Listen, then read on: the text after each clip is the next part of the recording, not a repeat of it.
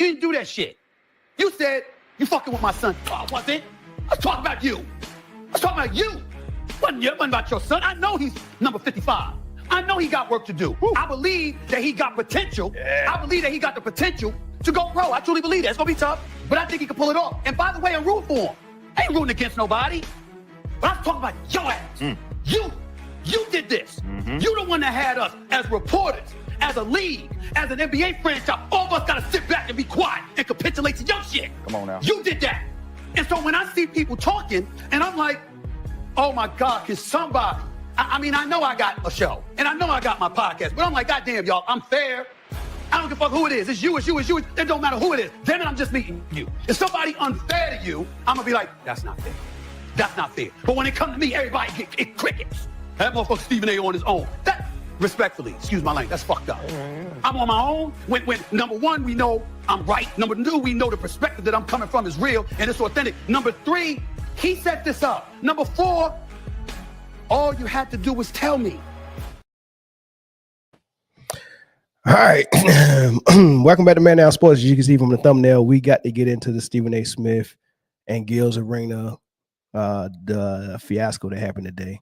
I think it was a really, really good showing. I mean, you know what? I'm not even going to lie to you. I had a lot of, I don't know the word. I don't know if I want to say disdain or dislike. I really didn't. I had some strong opinions about Stephen A. Smith. But hearing him talk on Gilbert Arenas, man, for some reason, it made me want to understand him a little bit more and what his perspective is and where he's coming from. I think it's a little bit of method to the madness. So I'm gonna ease off on him a little bit. I still think he's done some diabolical things. Especially when it came to Kyrie Irving and all that stuff, man. So I still think he do a lot of stuff that, raise your eyebrows and all that stuff. But I kind of like how he handled himself on Gilbert Arenas today. So we're gonna talk about it. It's a lot of sound bites. It was a lot of sound bites in that episode. I'm only gonna cover a couple of them. Y'all can go and check out the full episode if y'all want to see all of it. If y'all haven't already seen it, but we're gonna talk about it. We're gonna take phone calls. We're gonna have a conversation. I keep trying to do more things NBA that's not dealing with LeBron, but man, it's hard, man. This dude stay in the news somehow. I don't know how he does that, man. He finds a way to get in the freaking news, man. So we'll have the discussion. I do want to shout out our members, because without the members, man, hey, y'all might not see this show, man. So y'all thank the members for being, loyal and putting their money where their mouth is, and making sure that I mean, even if I wanted to quit, I can't. The members are making sure I keep showing back up, man. So, and it's fun too. So I'm not even sweating it. So 6'4" Slim, I appreciate you. Hall of Fame member, man, for 5 months. I appreciate you. Lakers Nation, a new member for a couple of weeks at the All-Star level. Mikey Brass, Cliff Hill, Zeno Omega, Simply 510, Michael Young, Big Al Master Chief, Savon Arnold, Malachi Israel, Scott Merriweather, Ashley H. It's Not That Serious, Keith Brazil, Big T, James Reed, Demetrius Day, Taco Master, Cedric Franklin, E. King, Steve Calvert, Unspoken Voices, Taco Master, Ryan Walters, WW, Shay J, R. Bean, Jeffrey Gould, Shy Rider Westsider, and Wizman Baller, man. I appreciate you. Not gonna forget Jamel Thomas, because he's actually a member over on the Patreon. But every time I shout out the members, he always say, "Hey man, you forgot me." But he's a member over there on the Patreon, so I appreciate you all for riding with us over there as well. All right. This episode is always brought to you by Underdog, so here's a word from Underdog. Underdog Fantasy is the best place to play fantasy sports. I want to tell you about the easiest way to get in on some NBA action with Underdog Fantasy and their pick'em game. Just find your favorite player, or any player for that matter, pick higher or lower on that player's stats, and you can win up to 20 times your money in one night. Pick between 2 or 5 players to fill your pick'em entry. Get every pick right, and you can net yourself some serious cash. Use the promo code Man Down Sports and get up to $1,000 in bonus cash. Plus, now that it's football season, you can follow Man Down Sports as we reveal our favorite picks from week to week. Like I said before, pick your favorite player, pick higher or lower, choose your dollar amount, and win some money. It's just that easy. Make picks, win money. We also want to thank Underdog Fantasy for partnering with us, and we want to thank you for helping the channel out by using Man Down Sports on Underdog Fantasy. All right, y'all. So let's get it started. Make sure y'all hit the like button on y'all way in here if you haven't already hit it. Let me actually check where we at with the likes. Got 85 in here. Where we at with the likes? Let's see. I would like to be at 85. That'd be dope, right? That'd be dope if everybody hit the like button. And it's actually easy. Just hit the like button, you know what I mean? Unless you're driving. Let's see where we at.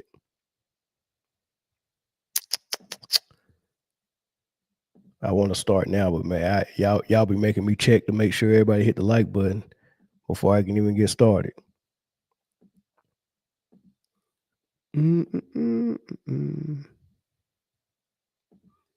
All right, let's go. Let's go. Sorry about that. I'm checking.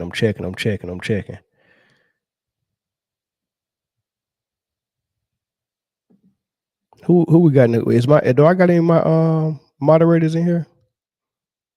I don't see no moderators. Ooh, no moderators tonight. That's gonna be tough. All right, let's see what we got for likes. 43 likes, y'all. Let's get it. Let's get it. We got 91 watching, only 43 likes. Let's get everybody to hit that like button, then we can get started. Get everybody to hit that like button. While we waiting on everybody to hit the like button, let me get to some of these comments. YouTube Observer says the clown show continues, starting LeBron James. Shaking my head. This dude is single-handedly killing the game of basketball. Yep. On his watch, this brand of basketball is the worst. Shaking my head. King Flop. Yeah. Zara Lion. I mean, I see you, big dog. Thank you. I appreciate it, man. Jeffrey Garrett, I appreciate you, man. Yeah. So we got a couple of moderators in. I think two of y'all can handle a couple of hundred people, right? Roland Curtis. Oh, that's my dog, man. I ain't seen you in a long time, Roland Curtis. Man, hit the like button, man. Appreciate you, dog. Yeah, we in here, y'all. We in here. All right, let's see where we're at with the likes. We got 100 in here. Still only 44 likes. Let me hit the refresh button. Maybe it ain't refresh it. Man, I hate to do this, man, because this wastes a lot of time. 54 likes, man. Lord have mercy. 54 likes, y'all. 100 people in here watching. All right. We'll start. Maybe the likes will catch up. Cliff Hill, thanks for the super chat. LeBron looked weak as per usual.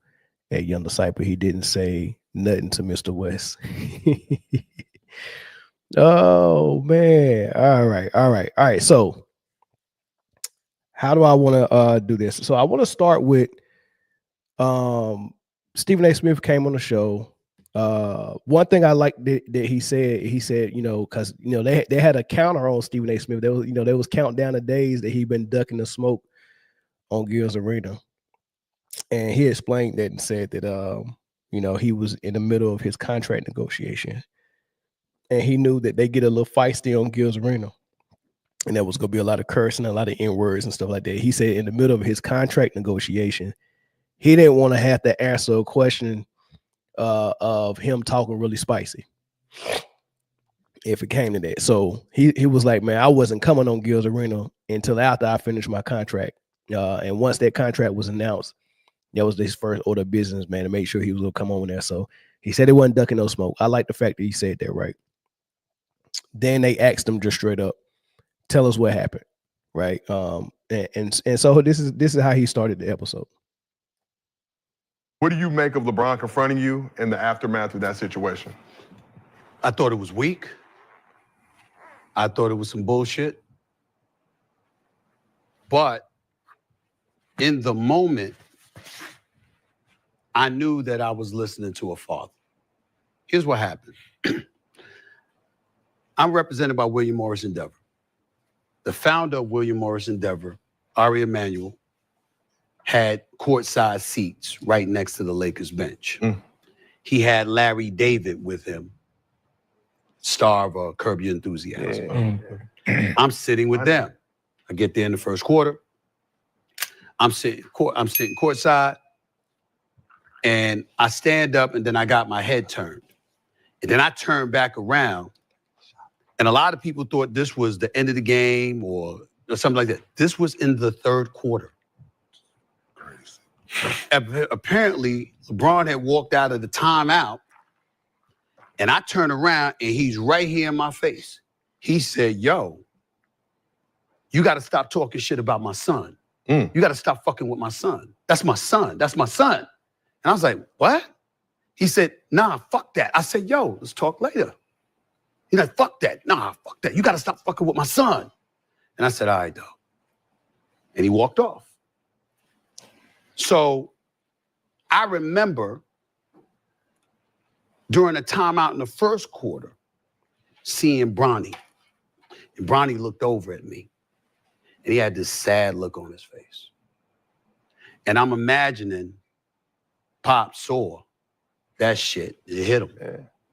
And he couldn't hold it. And he rolled up on me.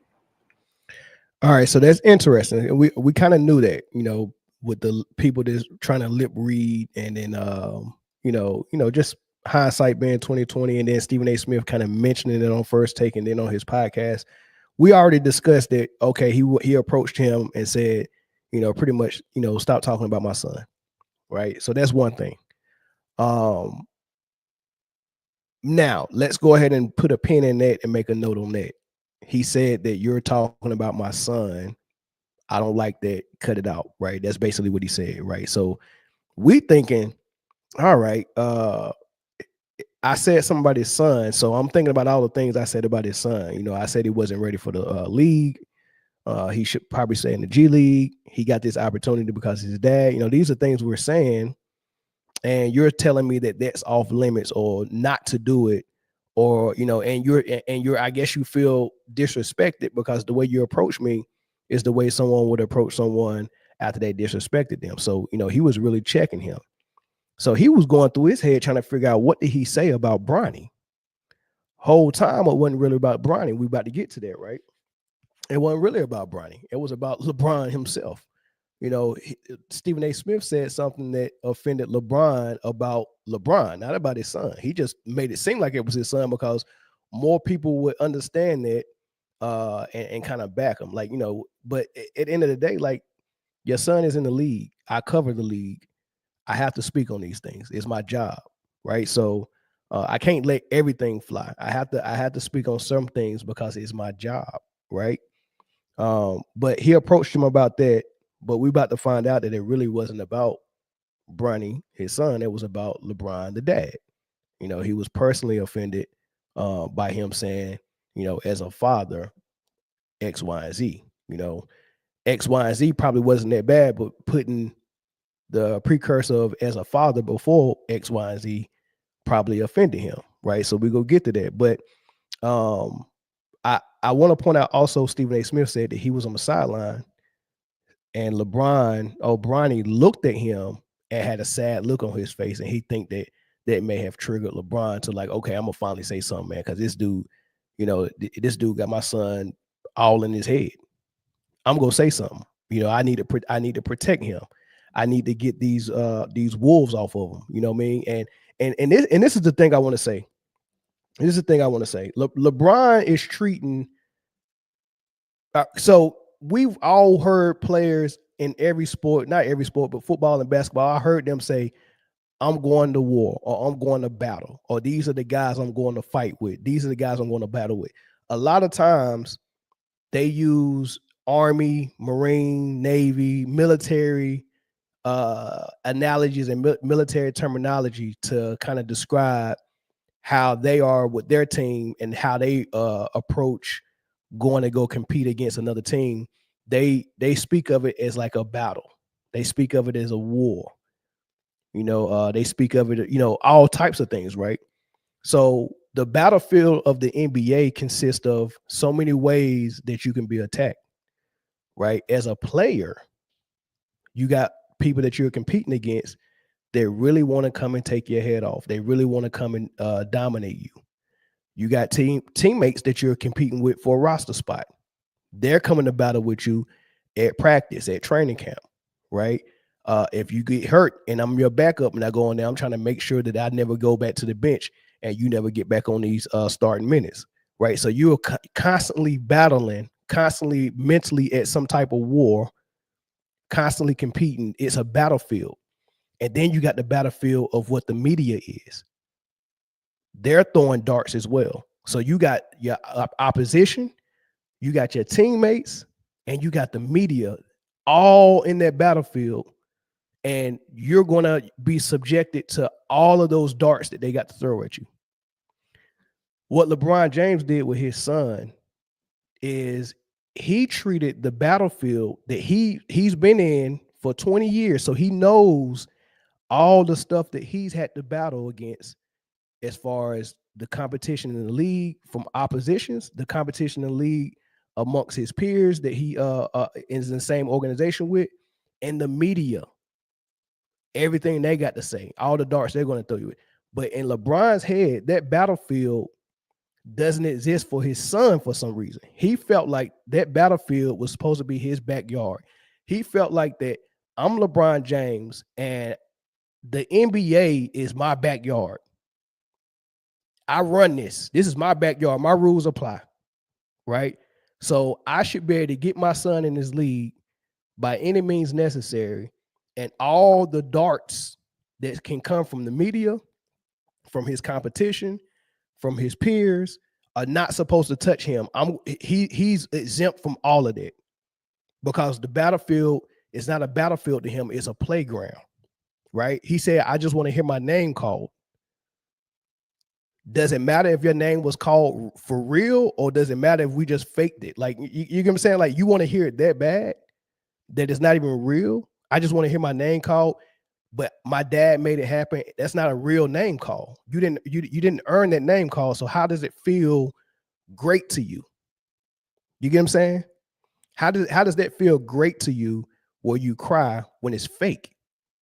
You get what I'm saying? Like, remember the power forward for Baylor got a Anthony Davis like game. He was really good. His first name Isaiah, I forget his last name. He was supposed to get drafted first round lottery, and then right before the draft, they found out he had a disease that affects his eyes and his sight, and it wasn't safe for him to play. Right? He never got to live his dream out. So his dream was to get drafted. You know what Adam Silver in the NBA did? They called his name after the draft was over. They called him up as an honorary draft pick. He heard his name called. He shook Adam Silver's hand. He cried. You know, he put on the NBA hat, and that was it. He didn't get no contract. He didn't get no roster spot. None of that. He went home. He got it. He got his dream of getting his name called. That probably don't feel as good as it would have felt if, you know, he got his name called for real, for real. That's my point, right? So, but yeah, back to the battlefield thing. LeBron expected the battlefield to be exempt from his son. His son was out on the battlefield and everyone was supposed to be punching him with kid gloves because he was his son, right? So he wanted everybody to step back and watch all this fakeness and act like it's not fake and act like it's real. It was the what's that movie that Jim Carrey was in? It was the Truman Show, where everybody that was in this bubble knew that Truman was in a TV show. Truman didn't know he was in the TV show. The whole show was fake. His friends was fake. His girlfriend was fake. His job and his boss was fake. Everything was fake. There was cameras everywhere. He was getting watched like a reality show, and he didn't know that he was in a TV show. He just lived his life normal. That's what he wanted. He wanted LeBron to be in the Truman Show where everyone pretends like this is real, so it feels real to him, and no one is going to criticize his game or critique him or nothing. He can go out there and stink the court up, and we were just supposed to pretend like he didn't just stink the court up because his last name is James. That's what he wanted. The battlefield was his backyard, and he thought that his rules were supposed to apply, right? So Stephen A. Smith went on to tell the whole story in detail. Now, this one, this is where he let a lot of stuff off. Now let's get to the father thing. And I'm so glad y'all asked me about this shit, because what happened was this man was the one that said, you want me, draft him. I'll come play anywhere he's at. It ain't even about the money. This man is the one who said he's better than some of the NBA players are right now when he was in high school. If you go back and look at the tape, back then I said, stop. You can't do this. If you do that shit, you're bringing more pressure on your son. LeBron, stop. I said it then. This is before he got drafted. Stop doing this. He goes to USC. I'm not going to see him. It's too much. It's too much. And then now he's got to overcome this heart ailment, so I can't judge him. But then they said, oh, he going pro. So then once you say he's going pro, okay, you're talking to the scouts and the evaluators and everybody else. Yo, man, this is them. He'll be lucky to be a second-round pick. He'll be lucky. He ain't ready, blah, blah, blah. And I'm like, I ain't seen him, y'all. I haven't seen him.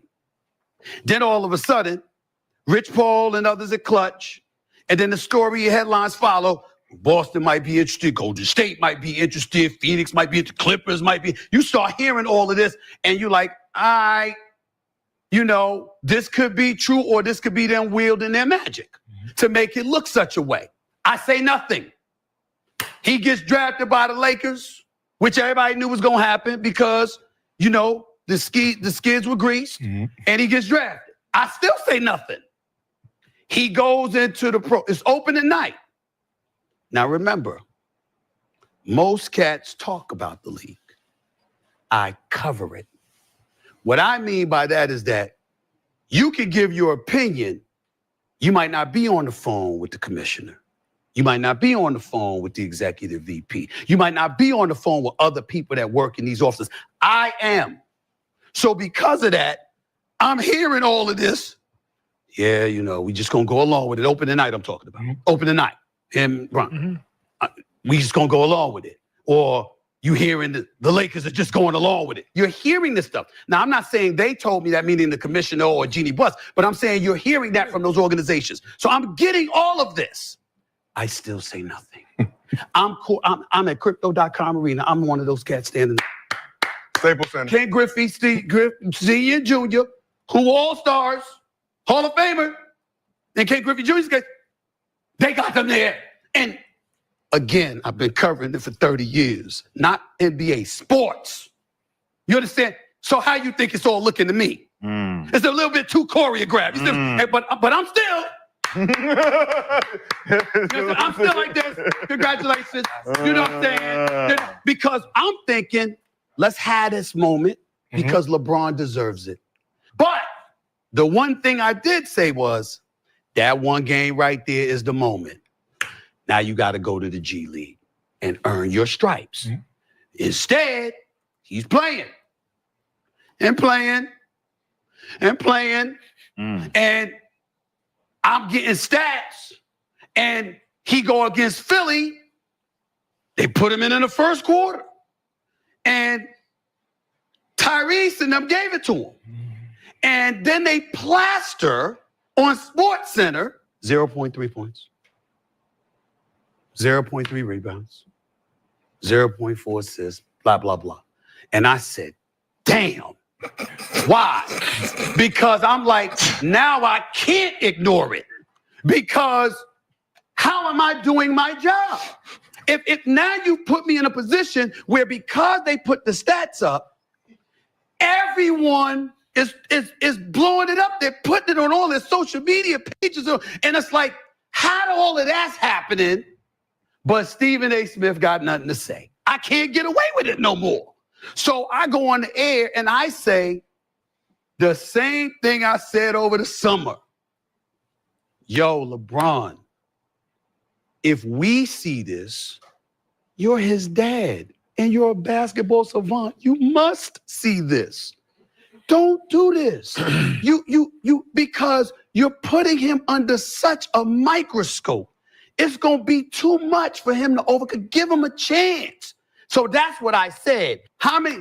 Find the brothers in the industry that will tell you I did not give them a lookout. I go up to them all the time. Yo, come here. I'm not going to be able to help you if you get to this point. You need to stop this shit right now because it's coming. It's coming. That to me is where I reach back and I pay back. All right. I don't understand.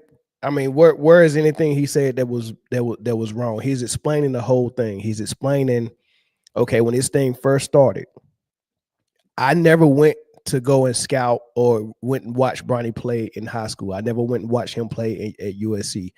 I cover professional sports. I stayed away from Bronny. And he explained, you didn't hear it in that clip, but if you watch the whole clip, he explained, I tend to try to stay away from the kids in high school and college because I don't, especially the ones who have fathers in the league, because I don't want to have to critique them honestly and it be a critique that's in a negative way. So he said he stayed away from it, right? Then Bronny had the health issue. He overcame that, right? Had a freshman season at USC, not that it wasn't, it was underwhelming. All of those things. And he's like, shoot, well, we'll see what happens. And all of a sudden, Bronny's going to the draft. And now Stephen A. Smith was like, oh, shoot. He said, even despite all of that, despite all the scouts coming in and saying Bronny's not ready, he'll be lucky to be a second round pick and all of these things. But they're still going to bring him in. He's saying, oh, man, I'm watching all of this. And it's like, oh, well, I'm not going to say much, right? Stephen A. Smith was on record saying LeBron deserves this when everyone else on YouTube and everyone else on ESPN was saying this is ugly. You can't expect us to go along with this. Like this, we got to say something. Like this is just obvious and blatant and too wide open out in public for us not to say nothing. Like I said, it's the Truman Show. They want us to ignore that what's going on is going on because of his last name. Just ignore it. Just go along with it. And then Stephen A. Smith was like, all right, I'm gonna say the best things I can say, and I'm gonna avoid saying the honest truth. Then they kept going on with the shenanigans. And then okay, well, they go make a whole spectacle out of this. I'm hearing they go do something on opening day, and Bronny's gonna play and make history with his dad, and the Griffiths is gonna be there.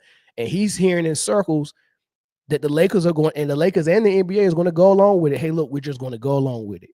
Okay. He said, I was quiet again. Right. So he was quiet and he could have been saying things, but he was quiet. And then we got over the first game and the photo op and the Griffey's and all that stuff. And he played the game. All right. Now go to the G League and do your thing. You know what they said after that game? Bronny's not going to the G League. He's not going to the G League. Right. So I'm like, oh, shoot, he's not. And then when everybody fussed about that, they was like, okay, he's going to go to the G League, but he's not playing away games. Oh, really? Now it's getting odd. Now he's not playing away games. Now he's suiting up for the Lakers and getting in the game and got in the first quarter against Philly, an all-star point guard like Maxey. Cooked them. And now ESPN is running episodes and segments about him averaging less than 1 point a game, and he's played 5-6 games already, and he just can't even hit a three to save his, to save his bacon, and it's looking bad. Now Stephen A. Smith was like, shh, ESPN want us to talk about it now I gotta talk about it. He spared him all that time as long as he could until he was forced to talk about him, and all of this was not no one else doing but LeBron. LeBron put all of this on his son. I want all of this attention on Bronny because I want to make history personally. I want to do this for my legacy. So I'm going to put all that pressure and attention on him, but all that pressure and attention is not going to touch him. Want to know why? Because I got everyone else on the Truman Show pretending like none of this is going on. Y'all just got to pretend like this is the greatest thing since sliced bread, and it's not, and everyone knows it. He wants everyone to be on cue just like that. He want everything fabricated for his son like most of his career was fabricated. And once you fabricate it for him, he knows it's possible. Look, you fabricated my career. Do my son's as well. So he knows it's possible, and he's annoyed when he finds out people are not playing alone. Why are you not playing alone? Why are you not playing? Richard Jefferson playing alone. Kendrick Perkins playing alone. Nick Wright and Shannon Sharp is playing alone. Jeannie Buss is playing alone. Adam Silver's playing alone. Stephen A. Smith, why aren't you playing alone? YouTube content creators, why are you not playing alone? Ticket TV, why are you not playing alone? Why won't we play alone? Why won't we participate in the Truman Show? Dreamers Pro, why won't you play alone? You get what I'm saying? He's confused. That's the look. That's he was like, I don't understand why people are not playing. You know, is play the game. Just play the game. Why won't people play? Gilbert Arenas playing alone. Why won't Stephen A. Smith? That's his thought process. Just play the game. Act like you don't see nothing. The Emperor's New Clothes, remember? He's walking around naked. Don't tell Bronny James he's butt naked out there. That's what they want. That's what LeBron wants, right? So that's Stephen A. Smith saying that. And what they don't understand, and you go hear Gilbert Arenas, some people call him Got Gil, but we about to hear him come in and just try to shield Bronny and LeBron from everything. But what they're not understanding is this is all started from LeBron, right? All started from LeBron. I'll explain it in a minute, but here's Gil.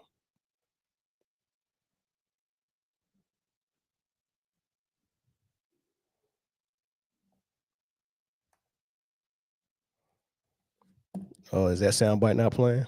Hold on. Now let's. Sheesh. Mostly. Man.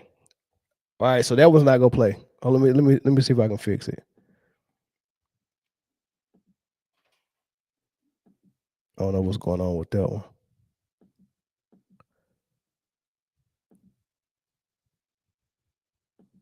All right, let me see if I can get this playing. Delete that. Let's see if I can bring this in.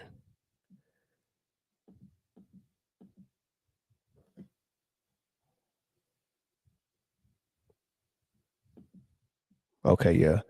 This file was corrupted, so y'all won't be able to hear that. Basically, what Gil was saying is he gave a real heartfelt, kind of, I guess, plea where he was like, you can't blame LeBron for this. Like, as a father, like, you should know how that feels. Like, he almost lost his son to a cardiac arrest. And I get that. That's heartfelt, right? But you can't bring your heart into this opinion base or covering the sport.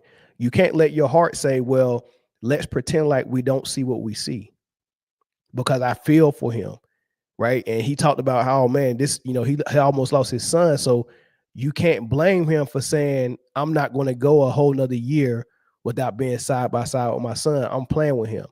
That would be fine. And Danny would to say that, it still wouldn't change my opinion. But for you to say that, to try to make it seem like that's the reason why he's doing what he's doing, when he's already said 8 years ago he wanted to play with his son. At least 5 years ago, he said he wanted to play with his son. It didn't have nothing to do with the cardiac arrest. He already said he wanted to play with him. So we know why he's doing it, because he's always wanted to play with his son to make that history, right? That he always wanted that. So don't act like, oh man, he never thought about it, but all of a sudden when he found out that life is precious and his son had the incident, all of a sudden, well, I want you to be with me all year long. It might be true, but you're gonna be hard pressed trying to convince anybody with common sense. It's gonna be very hard to convince somebody with common sense that that's true, right? So then he said that it was very heartfelt. I wish I could have played it for y'all. It was very heartfelt.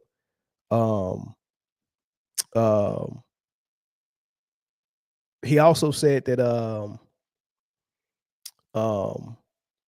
you got to understand where he's coming from, and you would do the same thing and all this stuff. And I'm like, look, man, listen.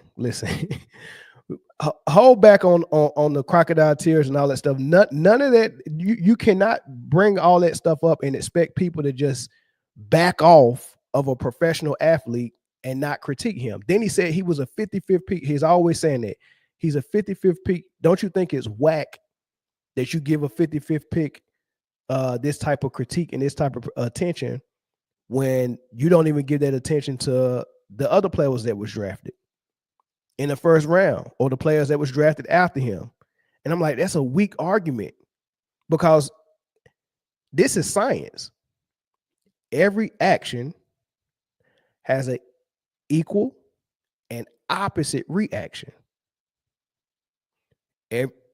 Two words, equal and opposite. Every action, not some, every action has an equal and opposite reaction. So it's opposition, and it's opposite, and it's equal. So if you give me this much Bronny, there's going to be this much Bronny coming back in opposition. So the players that you're talking about that got drafted before him, if they're getting this much hype, it's probably going to be this much pushback on their hype, especially if the hype is unwarranted or inaccurate. So the hype that Bronny James got, he didn't deserve. So the opposition talking about him not deserving it was equal and opposite. So therefore, if you didn't make a spectacle out of Bronny James getting drafted 55th, you wouldn't have the same amount of scrutiny coming from the opposite spectrum with the equal amount of attention and force. That's what they won't talk about. You can bring up everybody else in this draft. The level of attention that they got and hype that they got is going to equal the amount of opposition they get. It is what it is. And Bronny James got a lot of hype, unwarranted hype, undeserved hype. So you can't get mad when you get opposition. You're going to get pushback. Right? So those are my thoughts on that. Right? I'm gonna open the phone lines up because I want to hear y'all's thoughts. New phone number. So hopefully this one works a lot better than my other phone, because I had that lag on my other phone. So let's get the phone calls in. Let's take about 2 or 3 of them. Let me hear y'all thoughts on this whole situation. I really wish I could have played that Gil soundbite for y'all, but nonetheless, I explained it.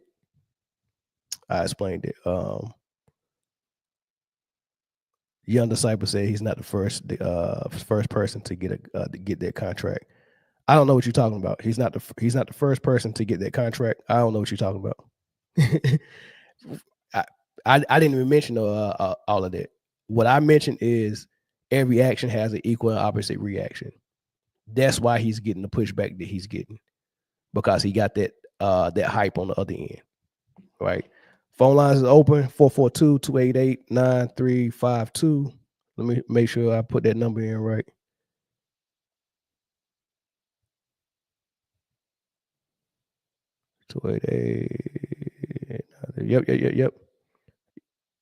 Yep.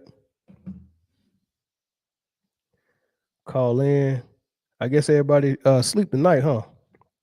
No call-ins tonight. All right, so we'll move to the next topic. We can move to the next topic if we're not going to get a call in. So I actually I really enjoyed the episode, man. Y'all should go check it out. Stephen A. Smith handled himself pretty well on them. I like the way he explained everything. We do have a phone call.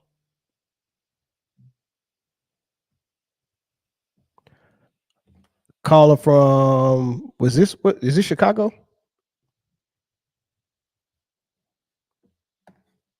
Hello?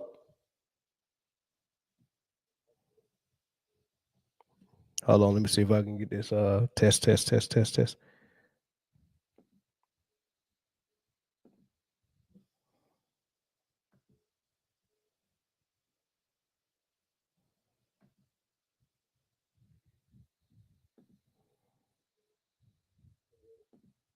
Hold on 1 second. Test.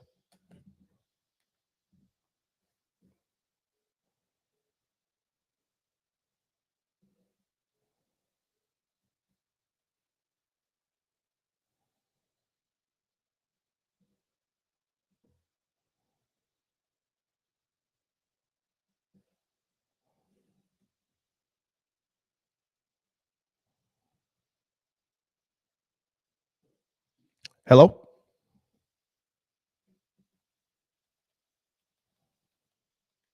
You hear me? Yeah, can you hear me? Slightly. It seems a little faded, but You said you can barely hear me? I can definitely slightly hear you. You can slightly hear. Let me see if I can fix that. Can y'all hear him pretty good? Say something again. Hello? Okay, the levels look good. I don't know why you can't hear me, but go ahead. What's your thoughts? I was going to say that, I mean, I don't know if it's fully relevant, but I was going to say that what you would notice about LeBron is that he's what I would consider a fake tough guy. You'll notice that he constantly tries to intimidate normal people who's not his stature, but he never has that smoke for people who are his size, and like he can't intimidate. I remember KG being on his face when he was going against the Celtics, and he just laughed and didn't do anything. I just find it funny that this LeBron intimidation tactic only happens to people who he knows who are the stature. Okay, all right. I mean, that's true. And Kenya Martin definitely said that during the show. He definitely mentioned that. He said, LeBron basically did that because he knew you wasn't gonna be able to do nothing, right? He knew you in public, you at the game, you being a professional the way you are and having a lot to lose. He knew he was going to be able to get that off and be able to do that without any repercussions. So you're right. I agree with you on that, man. I think he did pick his battle strategically. He did it in public on for a purpose, and he picked Stephen A. Smith for a purpose, man. So you're 100% right. 100% right. Who's this anyway? You sound familiar.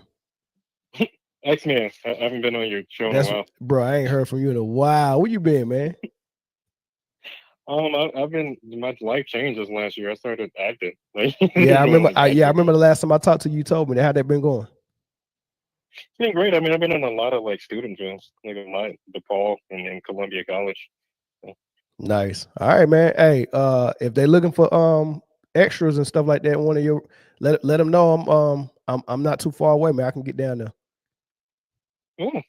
Oh, of course. All right, bet. Let me know, man.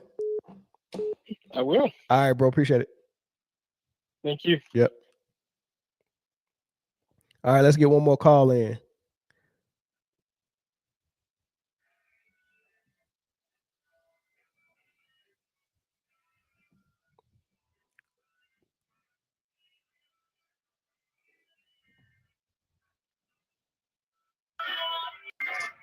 Caller, what's good? Turn your music down in the background.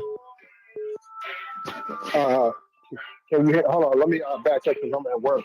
Okay. I had to get in on this one, man. Well, turn your music. Let me get out of. Yeah, turn your music down, big dog. Now I gotta move away from it because I'm right on the speaker. All right, well, call right back. No, I understand. All right, let's get another call in.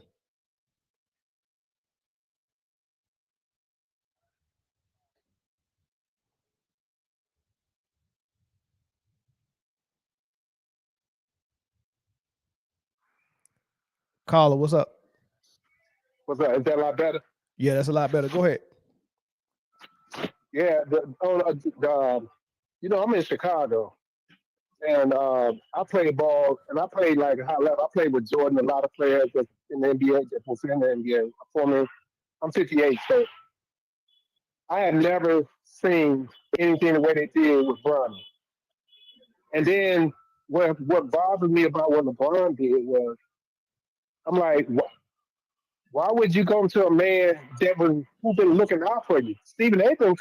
Stephen A been capping for a while. So you want him to cap all the way until when? I don't understand it. When do you want him to stop capping for? Like, when do you want him to stop? Because it was like crazy. And then when you watch it, it's almost like I'm hearing these LeBron guys that support LeBron. I would have did this. No, I wouldn't. My son played football and wrestling. He tried to play basketball. I'm like, no, it's still for you. I seen it because I know what it takes to play. I know what's going to happen once you get out there. And then guys out there who've been doing it since they was 2. My son just had his feet when he didn't have the feet for it, but he had it for football and wrestling. So I said, no, stick to that. It's like LeBron put his son out there, and then he's acting like guys like you, me, the guys that play. We look at him like this dude. Nothing about him has NBA saying he's NBA ready. His shot is he shoot the ball wrong. Everything he's doing is backwards, and then they still say, "Oh, he's going in the G League." Anybody can go down to the G League and score when you deplete the team and then give him the ball. If you go to the G League right now and they give you the green light to shoot 30 times, you're gonna look like a superstar too. Correct. If you let go. That's what I don't understand. And then for him to pull up on Stephen A in front of everybody the way he did it, it's like, and people talking about, oh, Stephen A was scared. No, Stephen A was smart. He know, why would I embarrass myself like Shannon Sharp did in front of the world? For what? Correct. It made LeBron look bad because I'm like, you're a billionaire. You've been in the league all these years. And you'll turn around and do something like that. And on what Gil said about, his hard problem. Okay, then tell LeBron to quit. What is he playing for? You know what? Playing for? I would quit. That look, exactly. With the way Gil was explaining all of that, talking about, oh man, he wanted to play with his son, and he get to be with his son every day. Bro, if you retire, you can do that. You could have retired and did that. Man, what is he playing for? Like somebody said a couple weeks ago, he's still playing because he know he's trying to still pass Jordan. Yeah. People said he passed, and it's hard in mind. He know I can't touch him, so I got to keep running these stats. Because what are you playing? If my son had a heart attack like that, and I'm first of all, my son when he be in the league. No, dude, you ain't playing in the league. No, it's too much to play in. Too dangerous. It's too dangerous. And I'm gonna put you out there in harm's way. It makes no sense. It makes no sense. And then he walk up on Stephen A. Then everybody, Stephen A. would have said, think about it. If they'd have been behind closed doors, they probably went back and forth. LeBron wasn't gonna put his hands on him. So why? So that's like people. They always tell him, don't pull a gun out if you ain't ready to use it. Stephen A. What if Stephen A. would have said something crazy? What do you think LeBron would do? Swing on him? Yeah, right. No, not at all. Not at all. But he, like everybody been saying, oh, you'll do that to the black man. Man, there's been guys, Shell Summers, how about this? I think the steroid thing is more harmful to him than what Stephen A. said about Bronny. Yeah. Yeah, I'm with you I on would have that. went in. Yeah. Yep. But I was at work. I had to call in because I said I'm listening to it. Because I said, man, I just can't believe he did it. That's it's like embarrassing. Yeah, for sure. You know what it reminded me of real quick? It reminded me of when Will Smith slapped Chris Rock. So it was like, why us? Why we got to do it to our own people? Yeah. You know what I'm saying? It was like, why we got to be the one to look like do it like that? That's what I thought about. I'm like, boy, I'm telling you. Because it couldn't have been me. I'm from Chicago. It couldn't have been me. Yeah. Much crap when we talk on the court. You couldn't have came to me like that. I'd have called you. I agree. Oh, I got another call, though. I appreciate you, brother, man. Thanks for the call. All right, no problem. All right. All right, caller from California, shut YouTube down in the background and go ahead with your comment. What's up, man? It's Roland Curtis. Roland, what's up, bro? I'm doing good, bro. So for me, I wanted to ask you, on a scale from 1 to 10, how much do you think that what LeBron did that day with Stephen A. Smith was about the GOAT debate? And how much do you think how much on a scale from 1 to 10 do you think was on the GOAT debate, and or do you think it was all about his son? I don't think it was about the GOAT debate, so 0, and I don't think it was about his son per se. But maybe it was a little bit, so I say maybe 3. But I think the other 7 was probably the fact that he said as a father, and I think LeBron prides himself on being a good father and a good husband and all that stuff, and he don't like nobody trying to throw dirt on that reputation because that's something he holds near and dear in his heart. Growing up without a father, he probably always purposed in his heart that he was going to be a great father. So someone seeming like they're calling him out on his parenthood in a negative way, he probably, come on, you did that in front of millions of people on ESPN. Don't do that. Like you could have said what you said without saying as a father, right? And I agree with him on that. Right. I agree. Like I don't fault LeBron for being pissed off about him saying that. I just don't think that he should have did it at the game publicly like that. It would have been really cool for him to go and approach him and say, "Hey, bro, I need to holler at you after this game, man." But straight up, man. So don't go nowhere. Come meet me in the locker room. We got to hash this out, right? So I think he's justified in approaching Stephen A. Smith 100%. Doing it publicly, I didn't agree with. Okay, yeah, because I guess I guess it'll be like a little conspiracy for me because I guess maybe just a coincidence, but a day or two ago, before that incident with Stephen A., LeBron has scored his 50,000 points, combined playoffs and regular season, and a lot of the sports pundits didn't really, they definitely didn't call him the GOAT after that, and they kind of stepped on it. I mean, everybody from Stephen A. Smith, which is he has the loudest voice, Mace, Rick Bucher. And then even I was shocked, Emmanuel Acho, now he's jumped back to Jordan as the GOAT. I don't know if you remember, but Emmanuel Acho used to say that LeBron was the GOAT because LeBron went to more finals. He used to say that Jordan has more first place medals because he won more championships, but he said that because LeBron has so many more second place medals, so he considered going to the finals and losing second place medals. So Jordan doesn't have any second place medals because he never lost. And so he used to say LeBron was the GOAT. But now, like a day or two after that 50,000, they asked him straight up, who do you have as the GOAT? He says, I have Michael Jordan as the GOAT. And everybody was like tripping out because he used to say LeBron. So then like a day or two after that, that's when, a day or two, no, that night when all those pundits were stepping on his 50,000 was the night that he stepped up to Stephen A. Smith and was talking about, don't mess with my son, don't mess with my son. And I see. The thing is, I don't know when Stephen A. Smith said the recent comments about his son. I thought Stephen A. Smith said those comments a long time ago. But for me, it just always seemed like LeBron James. Yeah, it wasn't that recent. It wasn't that recent. Oh, see. Yeah, it wasn't that recent. So that's crazy to me. Yeah, see, that's crazy to me. So it just seems like with LeBron, everything revolves somehow with the 50,000. Like when his son, when his son suffered the heart attack, or the heart issue. Like LeBron, dedicates the next season. I'm pretty sure. It just felt. I don't know how you felt, but it felt like LeBron was not going to retire because that happened to his son. He was going to play, and then maybe dedicate it to his son. Then he got bounced out of the first round. It was a gentleman's sweep by the Nuggets that season. And I don't know. I think LeBron is crashing out. To me, in my opinion, it could have something to do with his son, but it just seems like I can imagine somebody who lives and dies on this whole GOAT thing, and no matter what you do, I would say this: Jordan, when he retired those 3 times, all 3 times he retired as the GOAT, undisputed. The first retirement in '93, the second retirement in '98, and the last one in 2003. Each time he retired. LeBron, he passed Kareem. He can't retire. He has to come back next season. LeBron, he crossed 40,000. He can't retire. He has to come back the next season. And we know 50,000, I don't care if it's regular season by itself or both regular season, this guy's going to come back the next season. And I feel like he played with his son. His son played in the NBA. He can't retire.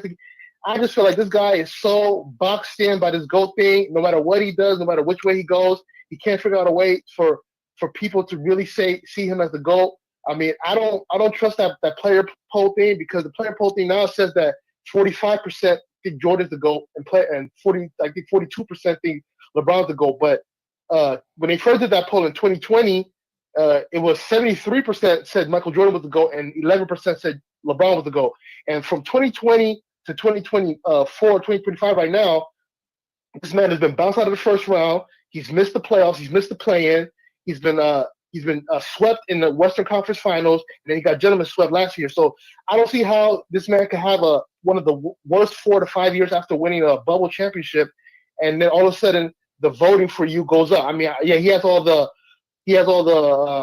the longevity things with the most points and all that stuff and the most minutes, but he also has the all-time leader in turnovers, the all-time leader in missed shots, he's the all-time leader in most lost games in the NBA Finals. So yeah, man, that's all I got for you, man. I just wanted to give my little piece on that. I mean, I understand everybody thinks it's the son thing, but I just feel like somebody who's that deranged and that focused on this whole GOAT thing, no matter what you do, you can't even retire. I mean, I don't know how his wife is just watching this man go there. I don't know what he's like. I don't know what he tells his family why he's still playing. That people are trying to say the love of the game, but yet this guy he's never played. He's only played all 82 games, one season out of 22. Michael Jordan did all 82 games, 9 seasons out of 15. So I don't believe that whole love of the game thing because the guy doesn't want to play. He's the king of load management. You know, the way he just stepped out of the All-Star game like that. I don't see him as somebody who loves the game, and I can't see any other reason for him playing but the GOAT debate. And that's my piece. No, thank you for taking my call. All right, bro. I appreciate it. Thanks for the call, man. No problem, bro. Yep. Bye.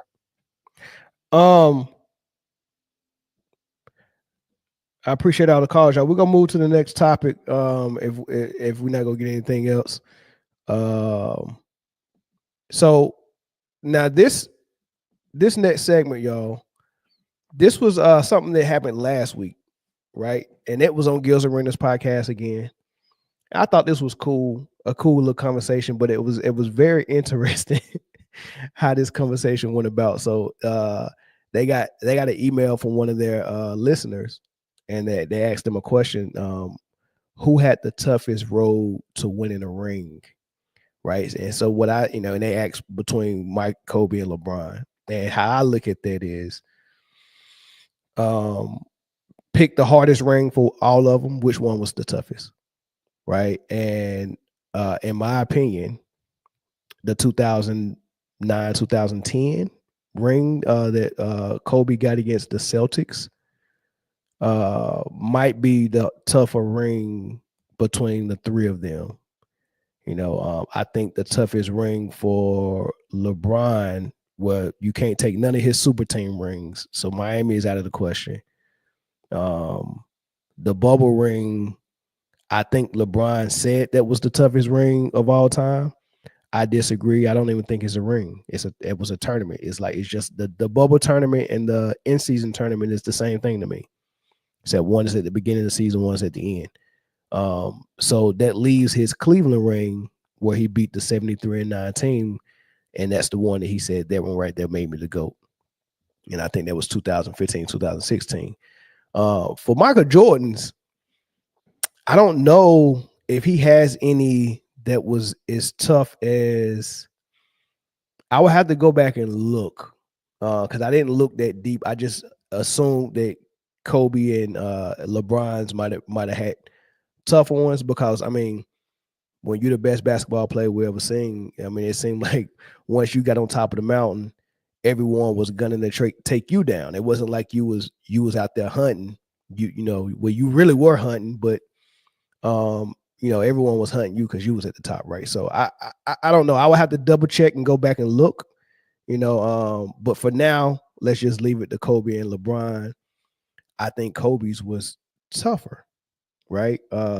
Every team he played from the first round all the way to the finals were a 50-plus win team, right? OKC in the first round, they won 50 games. Utah Jazz, they won 53 games. The Suns won 54 games. And then in the finals against the Celtics, they won 50 games, right? And that was a super team with a big three of KG, Paul Pierce, Ray Allen. I mean, they had Doc Rivers coach. That the defense was historic. I mean, they was on point. They had Rashid coming off the bench. That squad was stacked. But anyway, they posed the question. Nick Wright answered it. I like his answer. So let's hear what Nick Wright said. Mostly fans, we got a question from Underdog user Money Mingo. Money Mingo would like to know, between MJ, Kobe, and Bron, who had the harder overall path to their finals victories? Between MJ, Kobe, and Bron, who had the harder overall path to their finals victories? Kobe. Swaggy, you say Kobe. Why do you pick Kobe? just, it wasn't given to him.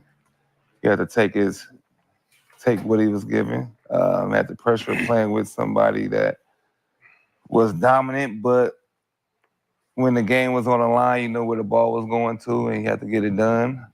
I think MJ pretty much won once some of them guys got out the way. LeBron came with a, super team at the time. It was new.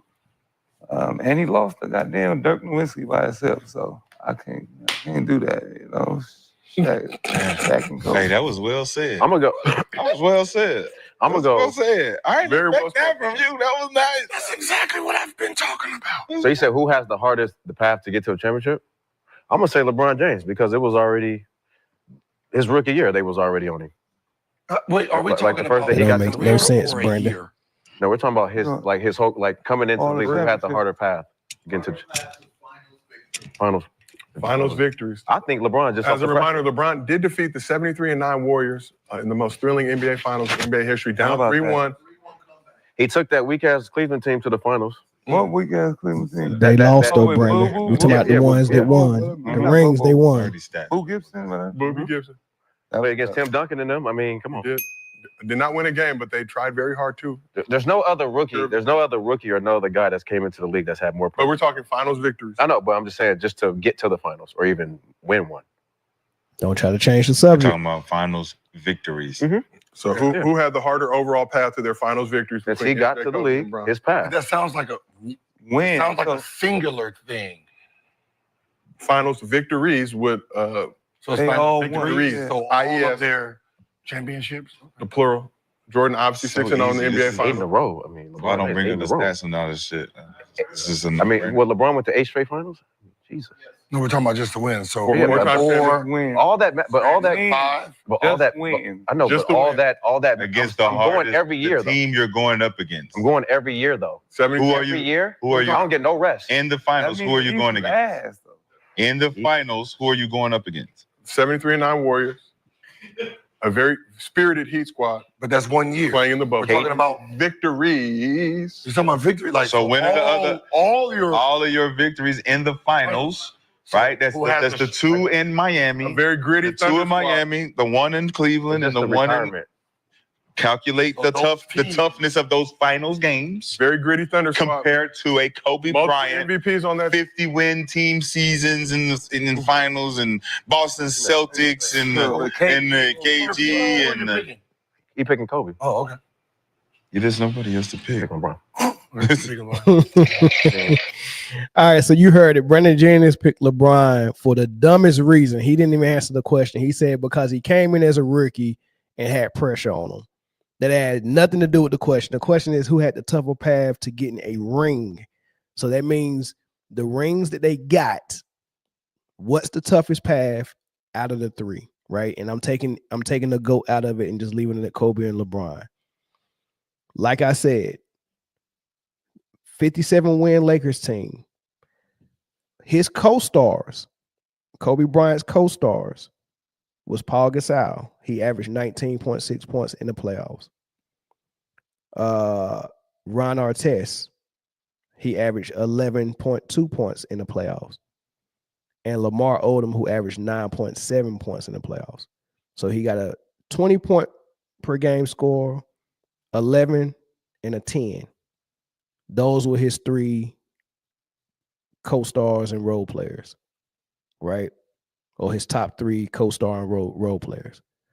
20, 11, and 10. That's what he was getting from them, right?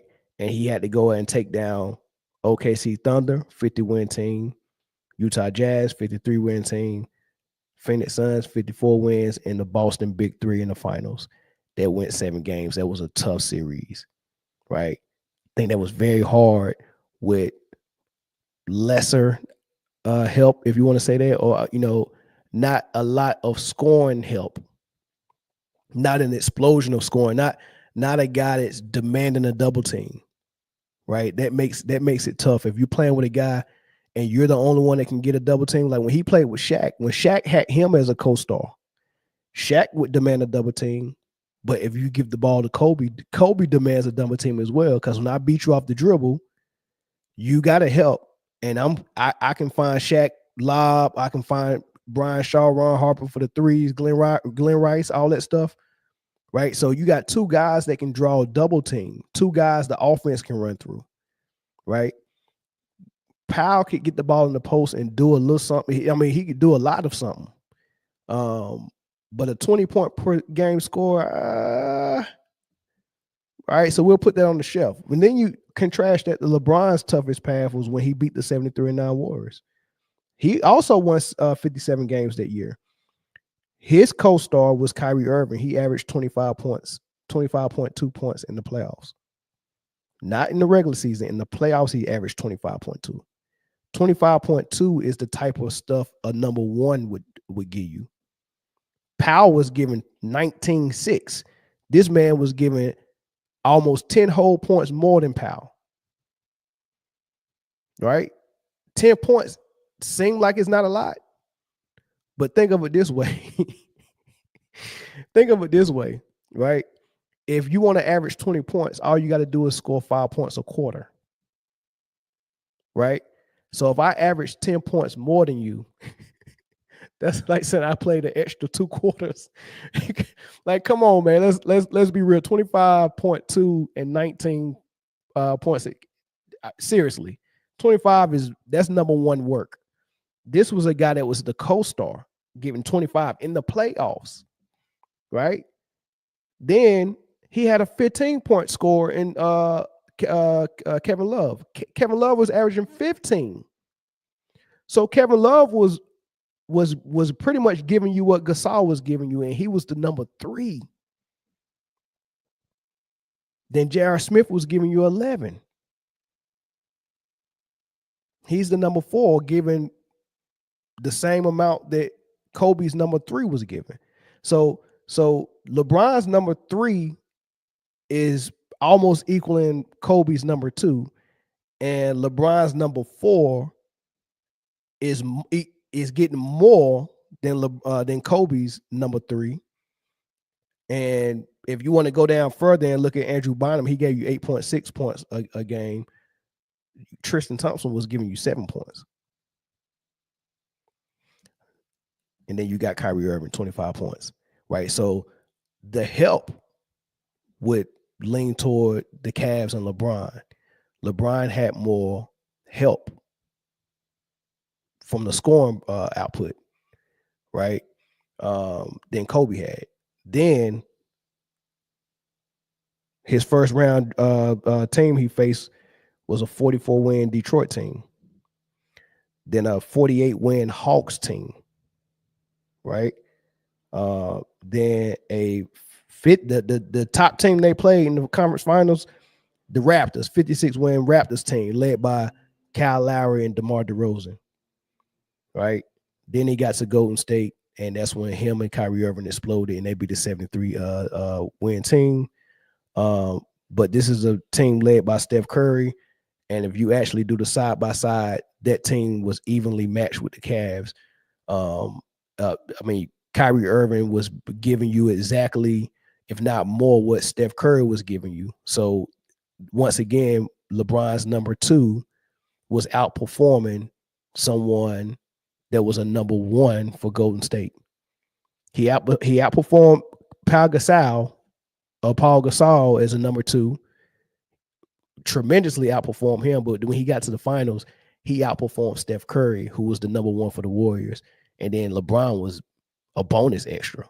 You get what I'm saying?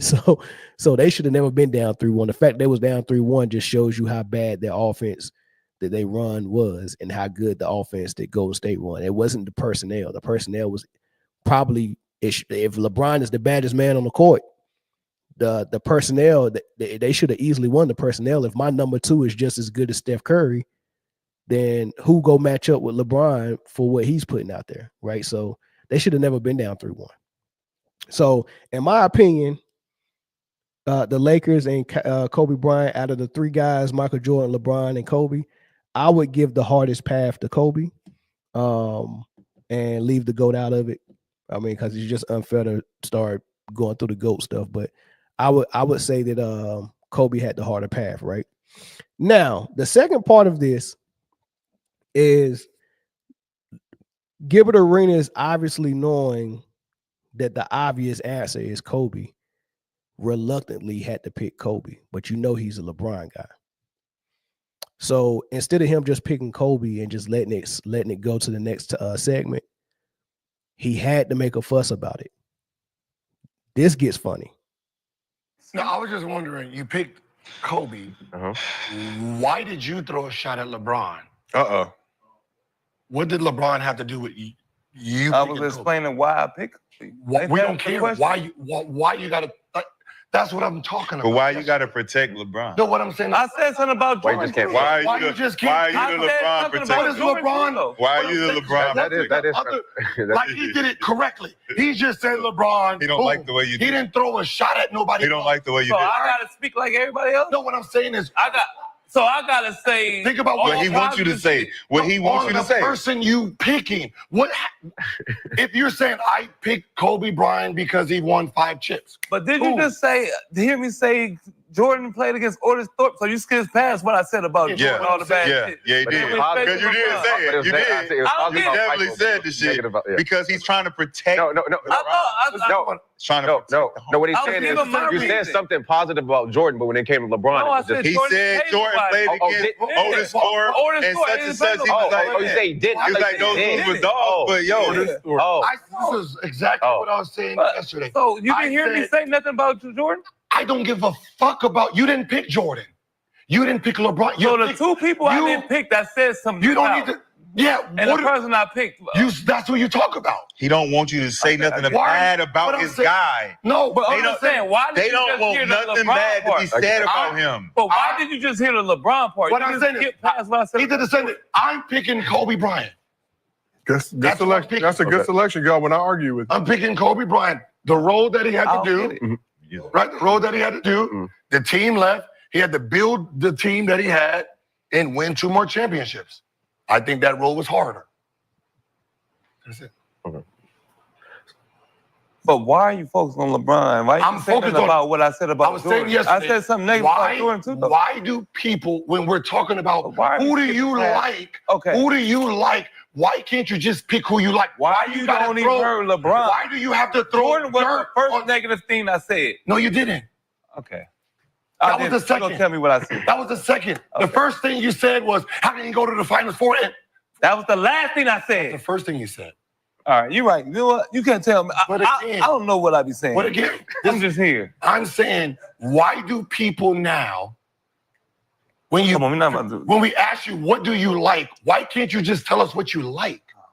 We didn't ask you. We what don't you want dislike. to. Why? We want to do what we want to do. Of course. All right, motherfucker. Fuck. And right now, I want to do whatever opposite that you like. If I say, If you what's your want top me to three? say it, I'm never going to say that. Why you didn't pick the other two? Then you'll get my. I can piss you off. We didn't ask, but at least someone gets it. Say that again. So if I ask you what's your top 3, right? I tell you. And then you give me your top 3, right? If I don't ask you, well, why you didn't pick the other two? Exactly. So if I tell you to fucking run in the street, you gonna do what the hell I tell you to do? God damn. You gonna do everything I tell you? I gotta do it your way. I don't know what that means. No, listen, I gotta do everything you want your way. I'm asking a question. I'm answering how I wanted to answer. But I'm saying, who are you picking out of the 3? And I gave my answer. Kobe.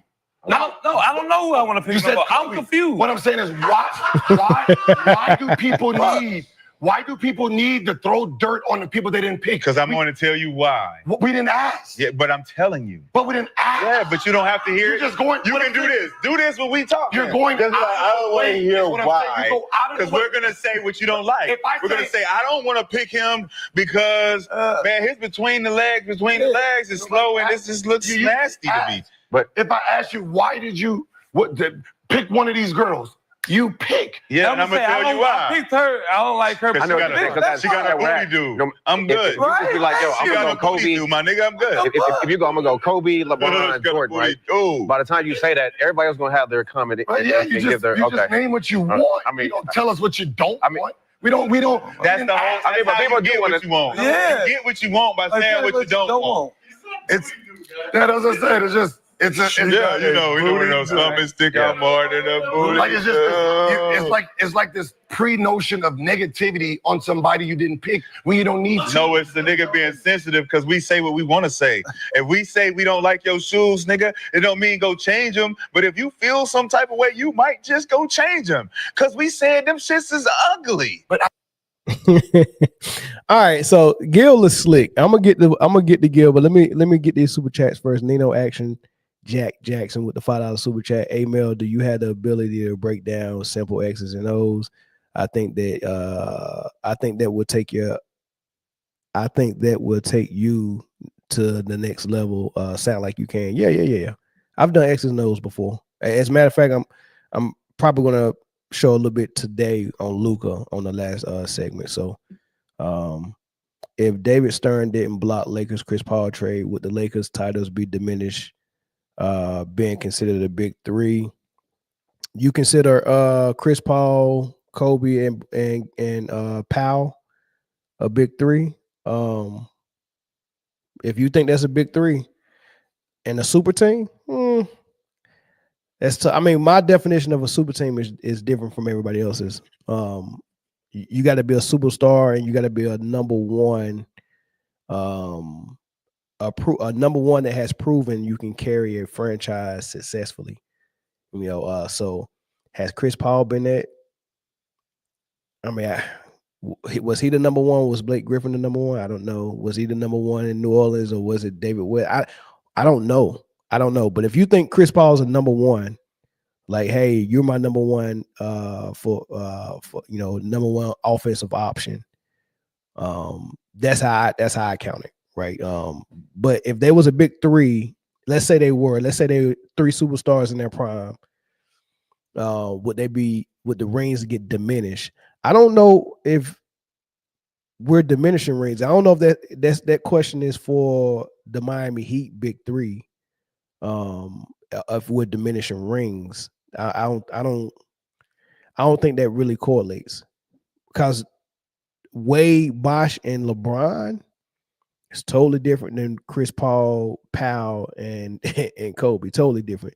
It's kind of like when Steve Nash got over there with the Lakers and Dwight. Totally different, right? When you got a player like Wade that demands a double team, and a player like LeBron that demands a double team, and a player like Bosh that demands a double team. Those are three number ones that have successfully carried franchises and they was in their prime.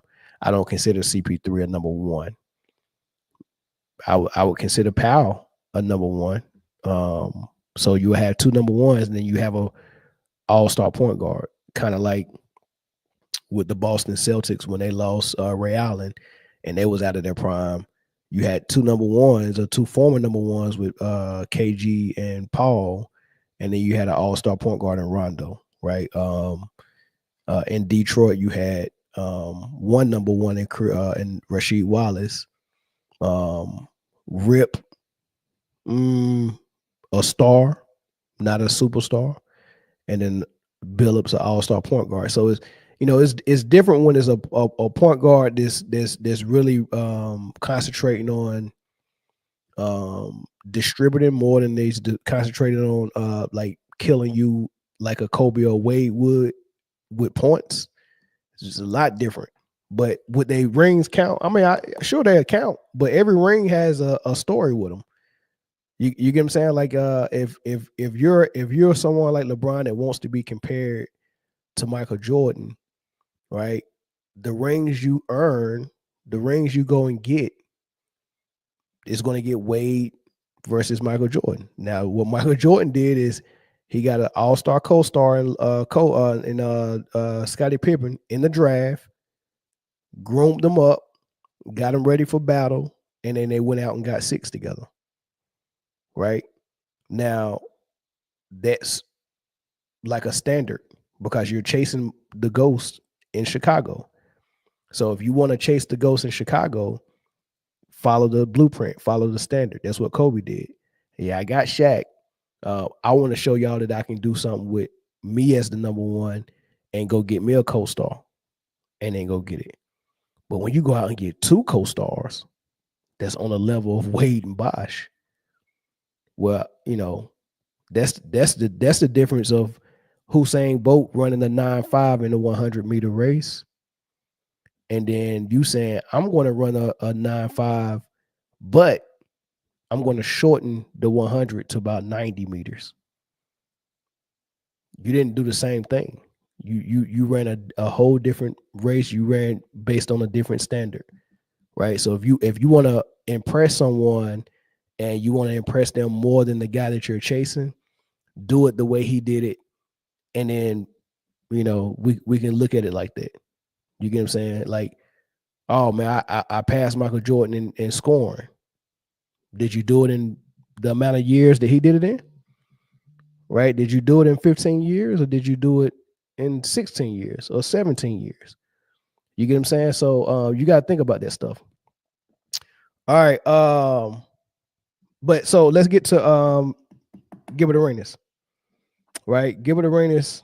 And the phone lines are not open. Whoever that is from Texas calling. Phone lines are not open yet.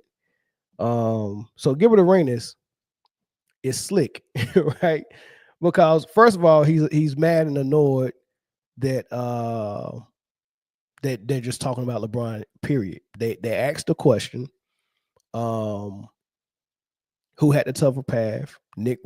I keep saying Nick right. Nick Young said Kobe, and then he said why. Kobe did X, Y, and Z. Michael Jordan had to do X, Y, and Z, and LeBron got beat by Dirk, right? And he got his with a super team, man. He just, I think Kobe had a tougher time. Gilbert didn't like that. So he went after Nick Young, and he knows Nick Young is like, when it comes to them two, Nick Young kind of see him as like a big brother. So he plays a lot of mental games with Nick Young, and he does it with everybody on that panel. As you see, Bronny James be baked most of the time. He not even on topic with what he's saying. Nick Young, with any type of pressure from Gilbert Arenas, seemed like he fumbled a little bit, like he don't want no smoke with Gilbert. Like he even said, I don't even know who I pick now. I'm confused. You know what I mean? I know he's joking with that, but that like he like the way Gilbert Arenas come at him, like you could tell Nick Young, like, man, look, man, I ain't got time to, I'm not mentally tough when it comes to like a debate, because I haven't put that much thought into this stuff. So when Gilbert's out here trying to go deep with all of this stuff, Nick Young's like, I'm not trying to go that deep. He just backs out of it. I don't even want no part of it. Like, you going deep and you talking about this and that. Nick Young don't think that deep. It's just very surface level, simple with him. He doesn't go in and pull up archives and do all this stuff. Like, he's not that deep with what he's saying, and you can tell, right? He's not that deep. Rashad McCants just plays a character where he's been an antagonist all the time, and then Kenya Martin is like he's like a jock, man. He's a real jock, and it's like Gilbert Arenas is probably the only one that's on the panel that probably like really thinks about this stuff in his off time and go very deep with it. You know what I mean? Like, he was a basketball player, a former basketball player that also is a free and deep thinker. And then the guys that's on his panel don't think that deep when it comes to basketball. You know what I mean? They just, they just don't. Right. And Rashad tries, but he's too deep. Like, I don't know what Rashad be saying. He's just right. So that's what it is. So I don't want to say he's on the panel with a whole bunch of mental midgets, but that's how he treat them. And that's why he be throwing out this stuff like this, and the stuff don't even be making, like, if they could just stop and listen to some of the stuff that Gil's saying, they can catch all of it and see how he's gaslighting them. So he comes out and say, why would you say LeBron? Why would you say something negative about LeBron? And Nick was like, I said something about LeBron and Jordan. No, but why would you say it about LeBron? No, I said something about LeBron and Jordan. And then he started throwing this stuff at Nick, and Nick should just say, look, case closed. I said something about LeBron and Jordan. You trying to make the point that we always say negative things about LeBron, because he was on First Take the day before that segment, and he was saying the same thing. So I already know where he was going with it, and he was already ready for that pre-show. He set that up for that because he knew somebody was going to answer the question and say it that way, and then explain why they pick who they pick. And he's going to try to use that to make a point that everyone is just wrongly just dumping on LeBron James, right? Well, I said it about Jordan too. Now he didn't want to touch that, right? Then he started throwing out just examples that don't even match. Talking about, oh man, if I tell you pick which girl you like, but that's not what they ask. They ask out of the three of these guys, which one had the tougher road, right? It's fair game when you pick which one had the tougher road to explain why you think he had the tougher road, right? So he you know, I just thought that was kind of weird. I did have one person try to call in. I guess they want to explain who had the tougher road. It was a caller from Texas. I don't know if that was Young or not, but you can call back. Phone line is open. Who do you think had the tougher road between Kobe Bryant, LeBron James, and Michael Jordan when it comes to their path to a ring?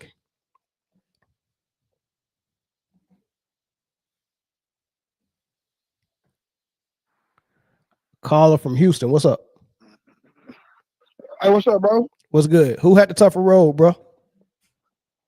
LeBron. Okay, explain.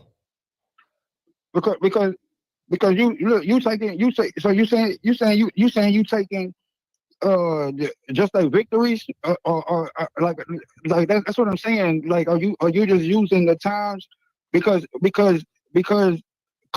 I would say Kobe's was more easier because he got the right shotgun.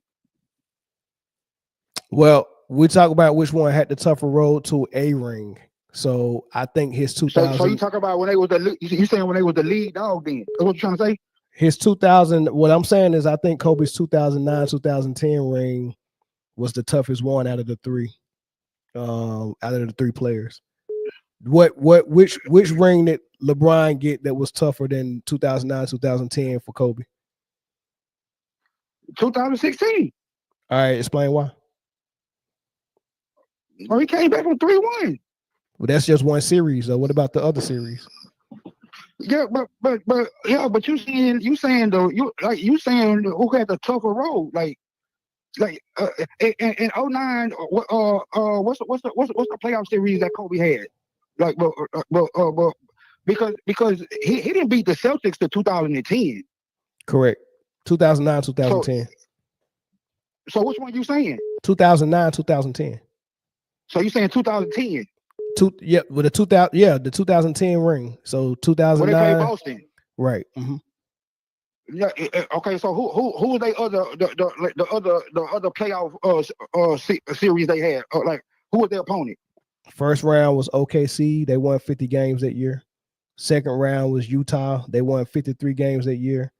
The Suns, the conference finals, they won 54 games that year. And then the Celtics, who also won 50 games. So he faced a 50-win team in every round. That don't mean nothing, bro. They don't. Okay. But I get what you're saying, but that don't mean because if we playing that game, then we'll have to put into consideration that LeBron beat a 70-win team. Right, but did he beat 1, 2, 3, 4 50-win teams though? Yeah, but what does 50-win team mean? Like what?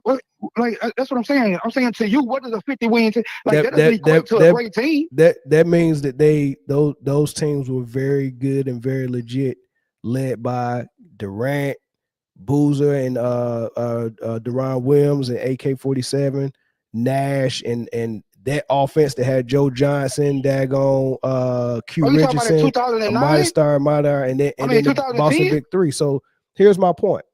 Right, so you got one series. You got one series where you faced a 73-19, which you was evenly matched with. But everything before that was a 44-win team, a 48-win team. You say 48 and then a 50-win. And a 50-win team, right? So bro, that's semantics. Like you trying to put all the weight in 50-win teams. Like I'm saying that equates to the road being tougher to you because you play more 50-win teams. Yeah, you don't think playing in 1, 2, 3, 4 tough series beats playing in one tough series?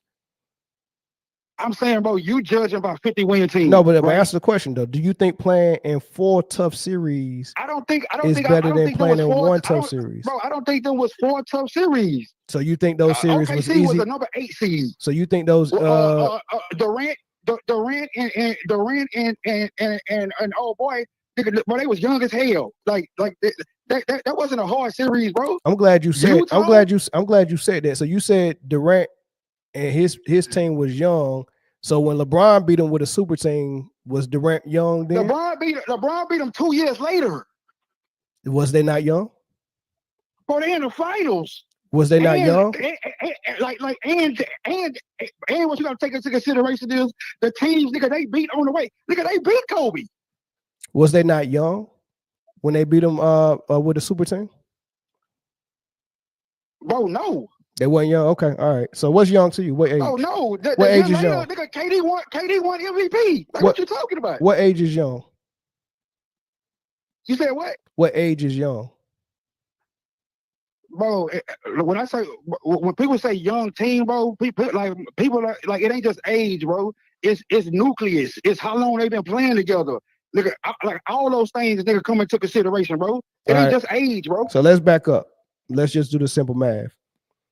LeBron been a beast ever since 18. So your question, I mean, your answer to my question of is 4 series that was tough battles harder. I don't call them series tough battles. All right, though, so you saying the first round series wasn't tough because OKC was young. All right, bet. So why was the Jazz? Bro, they was an 8 seed. Okay, so why was the Utah Jazz 8 seed that won 50 games? That lets you know how good the West was. But bro, I digress. I pretend like that's not real.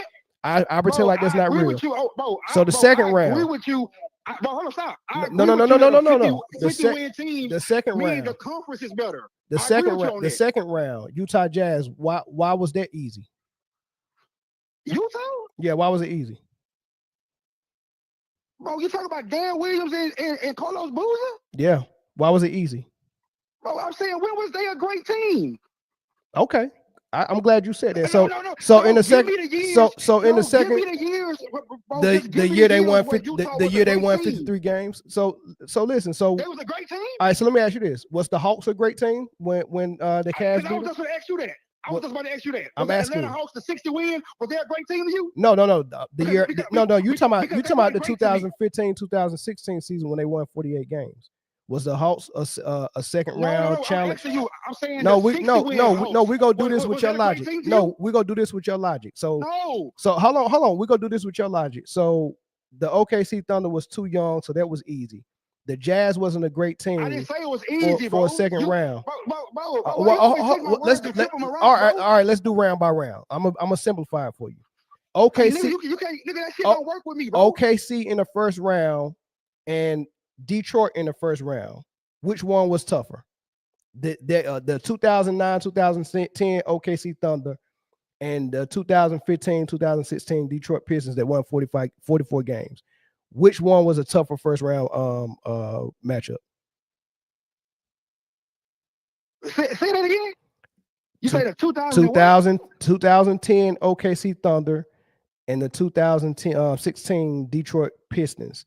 Which one was a tougher first round matchup? So bro, you trying to prove which one was a tougher first round matchup? Which one was a tougher? Which one was a tougher first round matchup? Detroit or OKC? Bro, are you trying to prove which one was? This is the last time I'm gonna ask. Which one was the tougher first round matchup? OKC or Detroit? In 2015, when the Cavs played them in the first round, yes.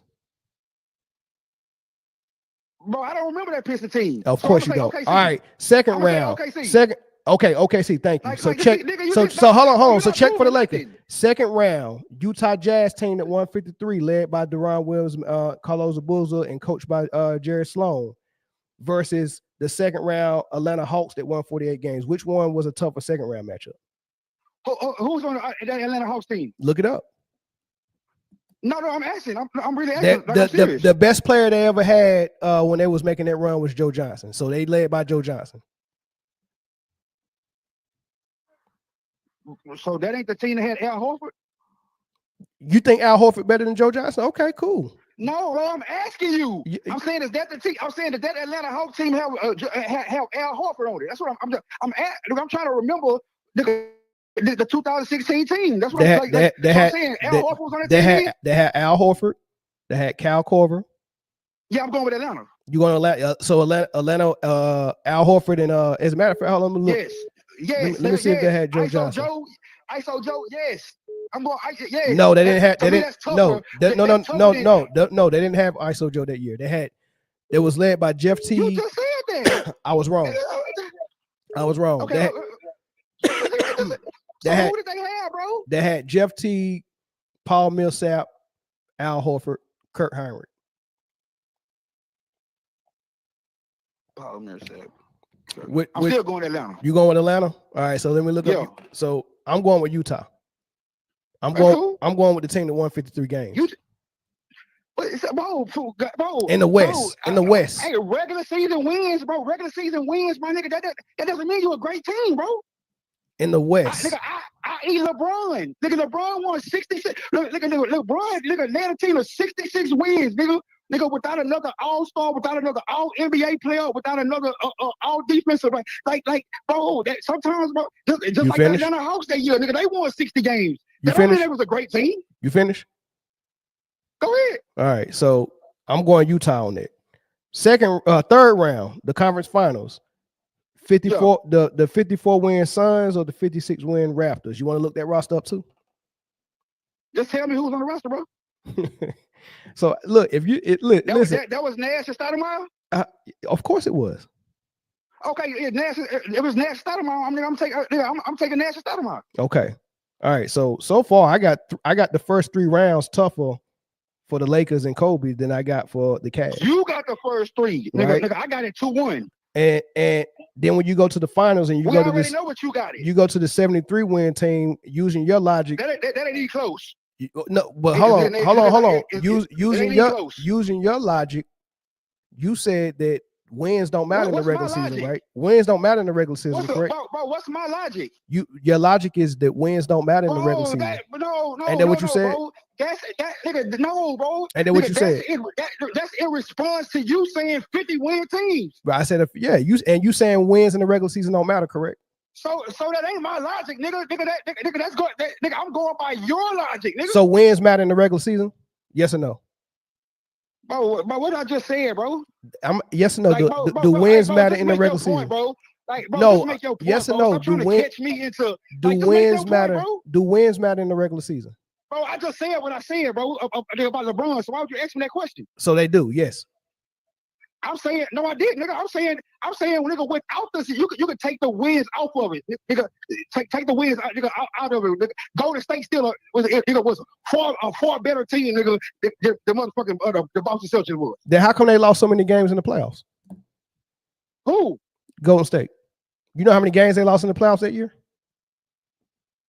Bro, ask yourself that, bro. I'm asking, do you know? One was the reasons was nigga they was missing Steph, nigga, for a lot of that the first round, nigga, up into the second round, they was missing Steph. Why? So like talk basketball, bro. Why you gonna lie?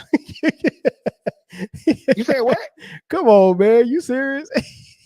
What you mean? Why I'm alive, bro? Steph Curry was hurt, nigga, to begin that playoff series. That playoff year in 2016. In 2016, in 2016, he was hurt. Why you laughing, bro? So You're wrong. So you saying that's why they lost so many games? You just cooked yourself, bro. You saying that's why they lost so many games?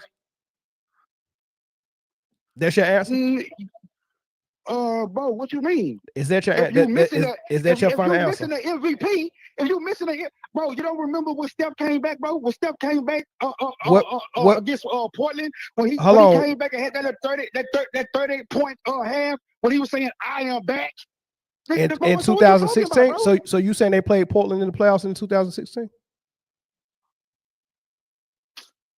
And bro, I'm saying that Steph Curry was hurt to begin the playoffs, man. All right, so first round in you said 2016, the first round They lost one game when Steph Curry was hurt, right? What hold on, what series was he hurt, Young? You said first and second round? Bro, no, he went. Nigga, no, he hurt himself, nigga, going into the playoffs. The playoffs ain't even. So how many games did he miss, bro? Bro, I don't know. They won the series 4-1 in the first round. What does that mean? So I'm telling you when he came back. Right, and I'm asking. Bro, this is what I'm saying, bro. No. Listen to what I'm saying. That's all I'm saying, bro. I asked you why they lost so many games in the playoffs, and you said because Steph Curry hurt. They only lost one game in the first round. They didn't start losing games until they got to the conference finals. They lost 3 to OKC. They lost 3 to the they lost 4. Back from 3-1. So they lost 3 to OKC and they lost 4 to Cleveland. Came back 3-1. That's 7 games, right? So what are you saying? What I'm saying is they only lost 9 games the whole season.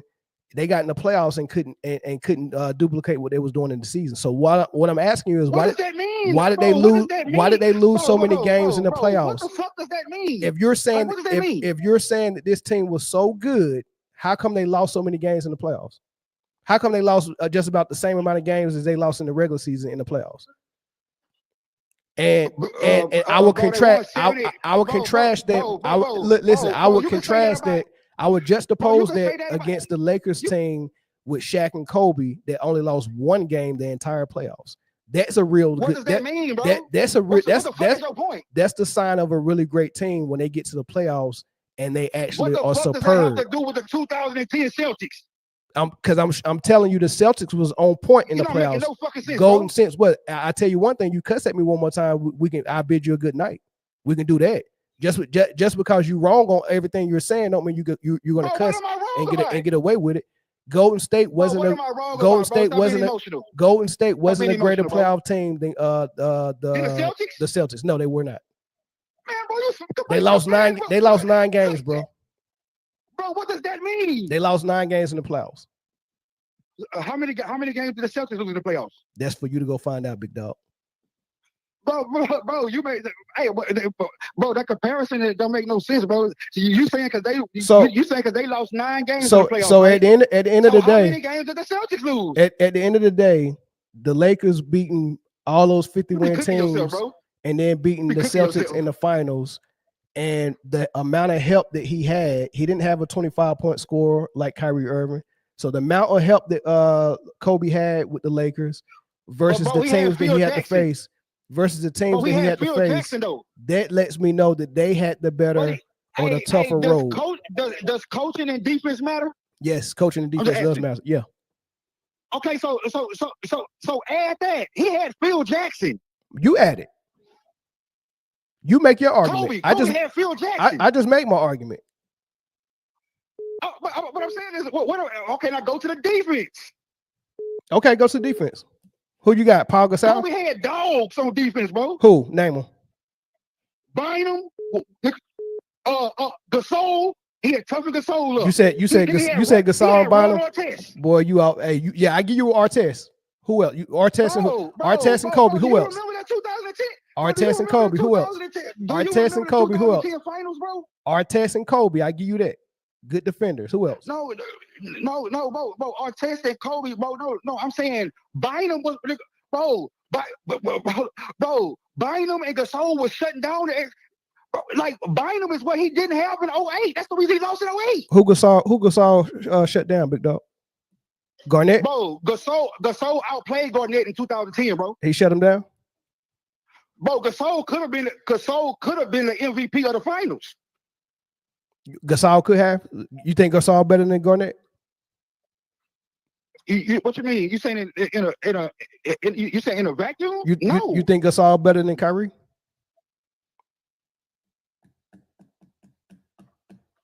More impactful? Yes. Boy, Gasol was by himself. I bid you a good night. Thank you, sir. Nigga, in Memphis. Thank you, sir. I bid you a good night. I bid you a good night. What has Kyrie done? What has Kyrie done? What has Gasol done? Thank you, nigga. What has Gasol done? Bro, he was leading his team to playoffs in the Western Conference. I bid you a good night, sir. I bid you a good night. On one end, you say you up in the way.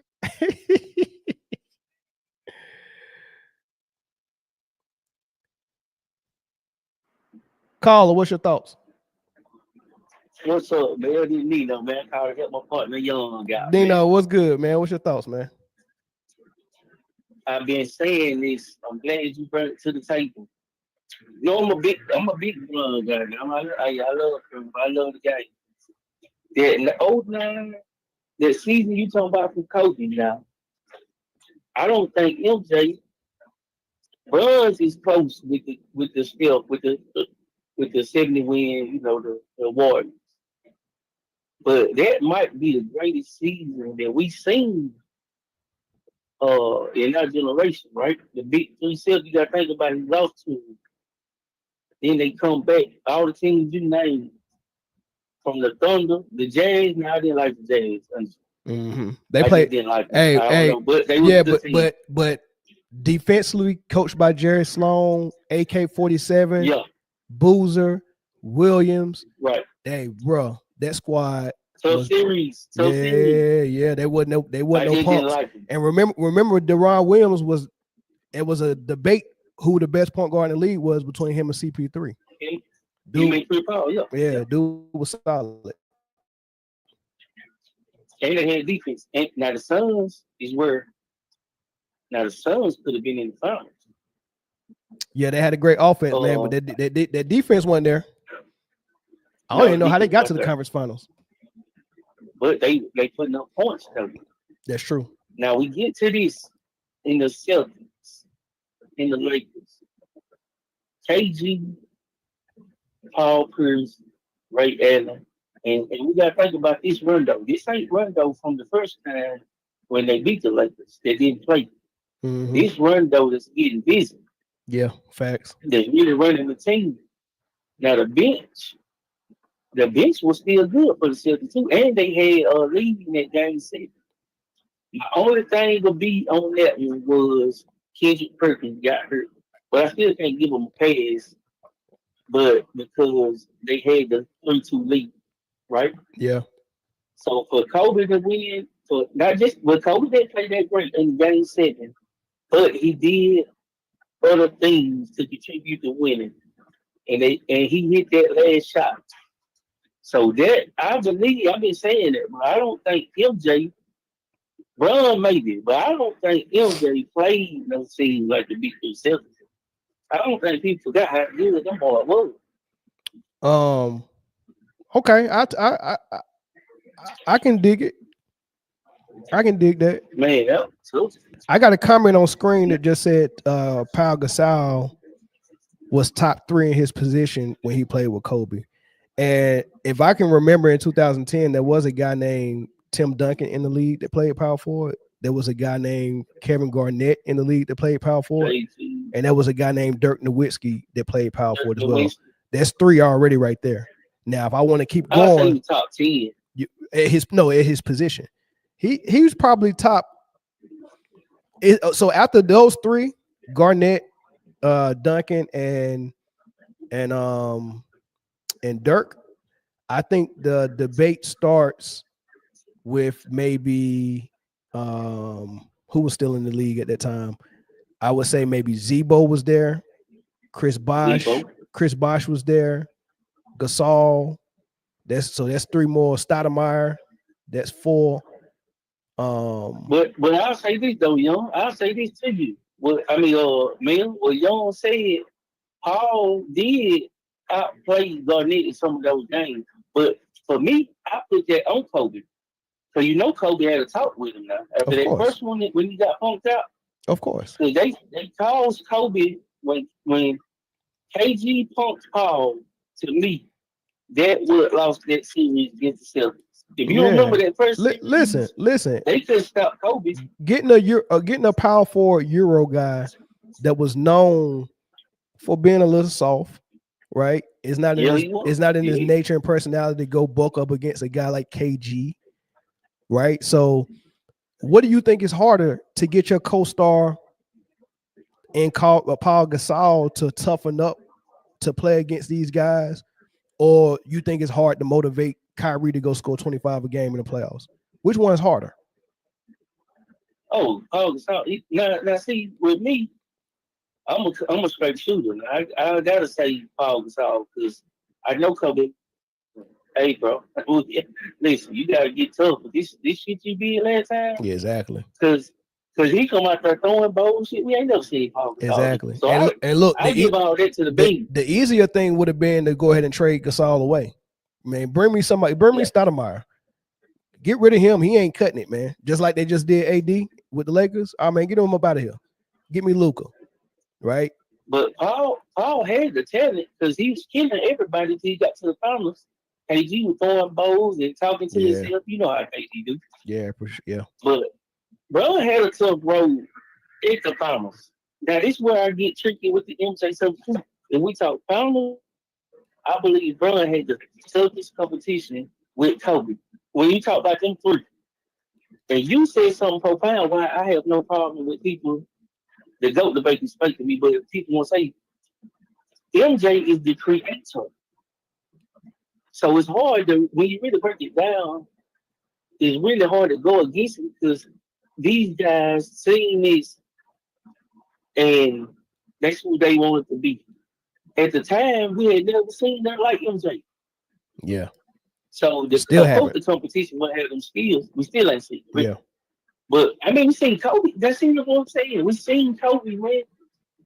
I don't know if 6-0 on finals is different, but just skill for skill.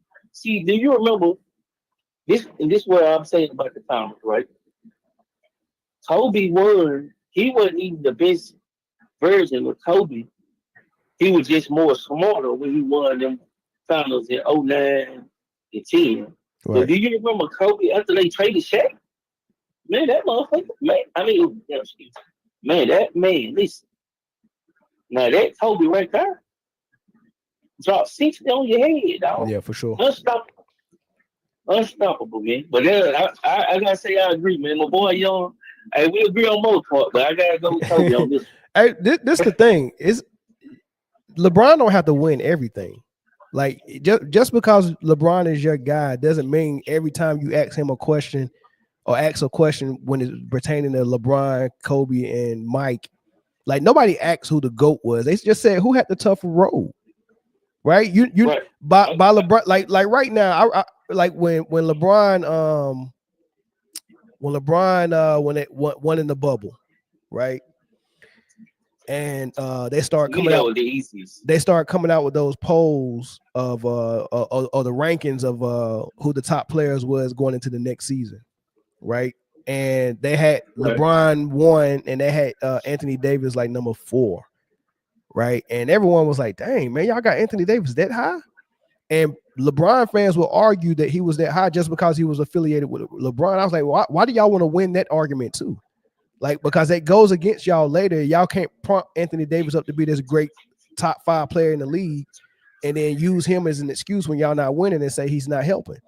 Right? So which one is it? So, like, every time you had a conversation and LeBron's in it, his fans feel like he has to win all of them. If you ask who got the better shoe, they're going to argue LeBron. And we can tell the truth if you say he had great players like me. My super team is different. I think the Miami teams, and you heard me say it before, I think that was an overrated super team just because of how it was put together.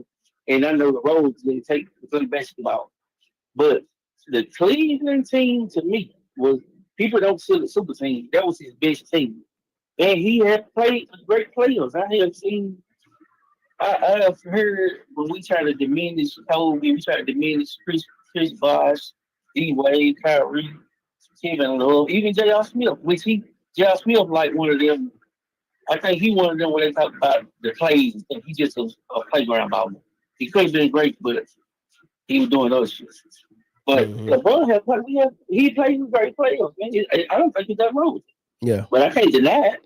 Sure can't. I'm not gonna talk bad about Kyrie just because I like bro. Yeah. That's crazy. Yeah. All right. I appreciate the call.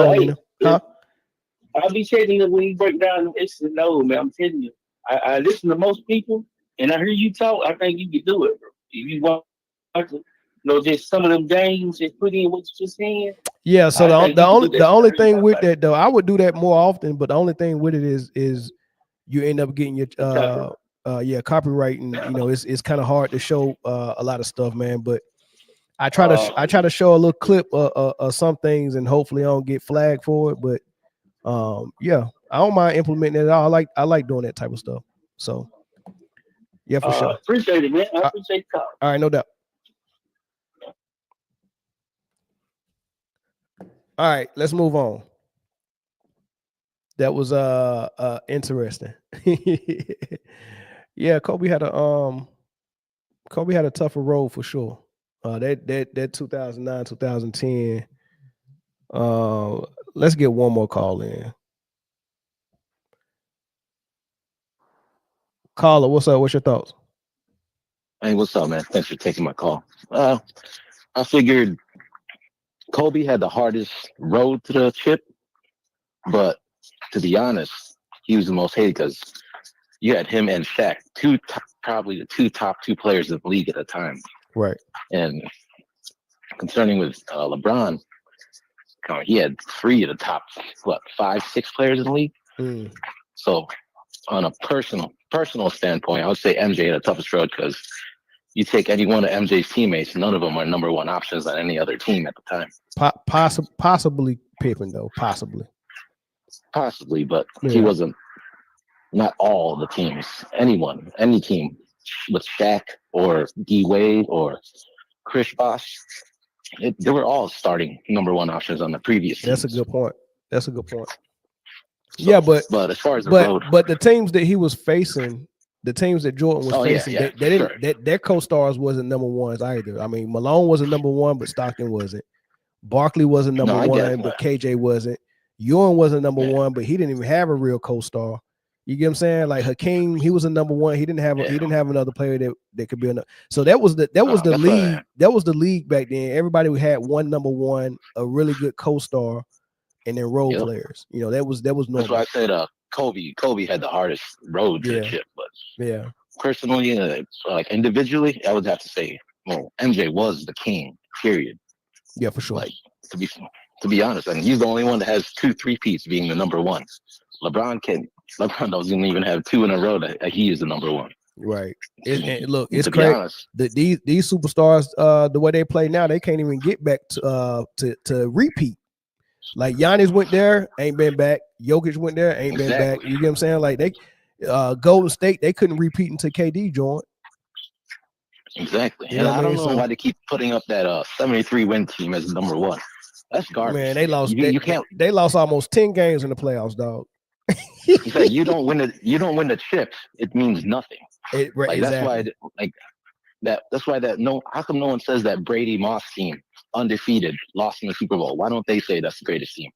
That's what I'm saying. Exactly. I'm like, no one says that shit. I was like, to be even considered the GOAT. I think it's very rich. 1 3-peat. I think it's very rich. I had a caller come on, and when I said Kobe faced 4 50-win teams, and he said, "Man, regular season wins don't mean anything." And then a sentence later, insufferable, man. a sentence later, he said 73 wins do mean something in the regular season, though. I thought that was very rich. It don't mean nothing, man. It don't mean nothing without the chip.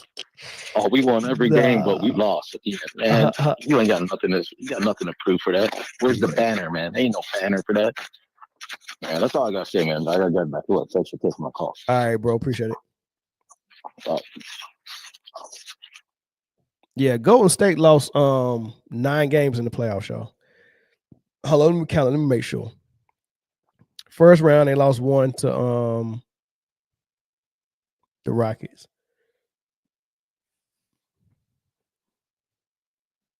And then in the second round, they lost 1 to Portland. So that's 2 they lost.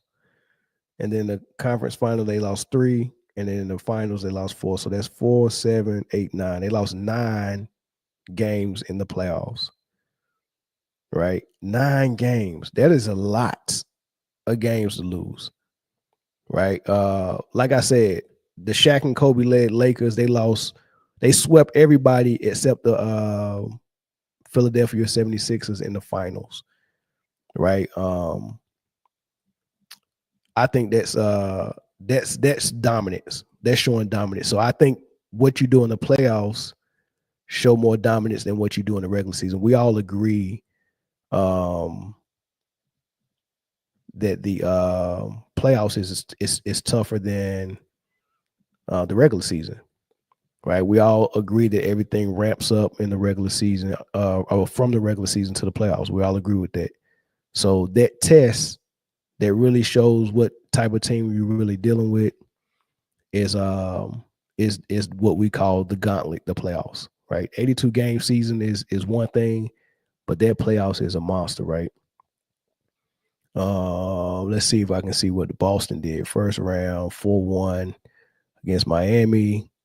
4-2 Cleveland. So that's 3 games they lost. 4-2 Orlando.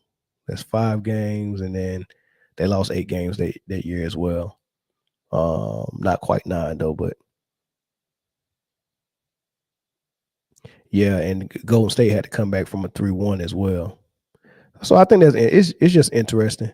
I put a poll up for my first segment that said, should Bronny James be exempt from all critique? And 96% of y'all said no. He's a professional. But surprisingly enough, there's 4% of y'all that agrees that he should be exempt from all critique. That's very interesting. Very interesting. Thank y'all for taking the poll. Pause. All right. Let's move on, y'all. All right, so let's get into some MVP talk. And SGA is my MVP. Y'all know my criteria. I value defense and offense. So I'm going to measure your offensive value. I'm going to measure your defensive value. And both of those things should be leading to team success in the way of wins ultimately, but also in the way of where your team ranks at what you provide for the team. So if you provide, like say for instance, in the case of SGA, he's leading the league in scoring, right?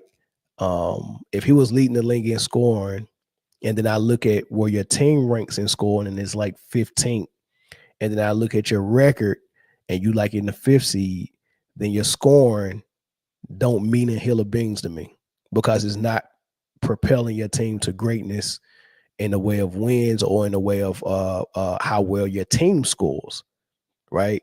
But that's not the case for OKC. They're the number 1 seed in the West. They're 11 games in front of the team behind them. So they're dominating the win column.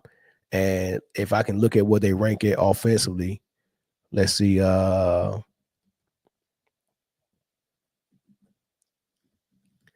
See what they rank it offensively.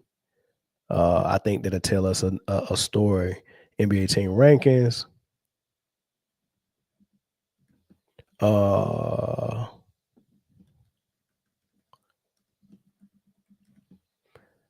right, let's see. Why are they showing me WNBA?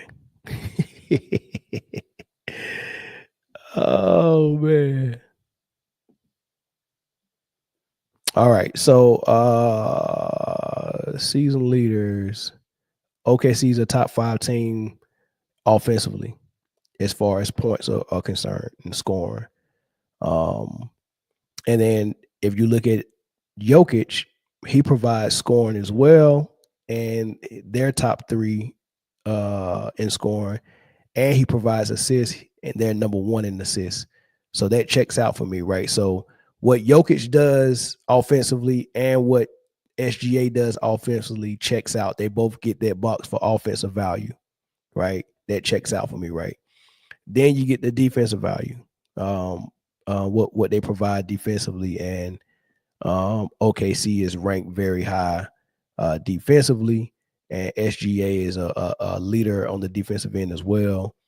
And we all know Jokic struggled like a big dog defensively, despite the 2 steals he averaged a game, which I don't know how he gets them, but it's almost like if if a police officer is supposed to provide me protection in my neighborhood and he's not doing it, like you're wearing the uniform, you're wearing the badge, and I run to you for help, and you was like, no, I can't really help you with that, but I can bake you some cookies.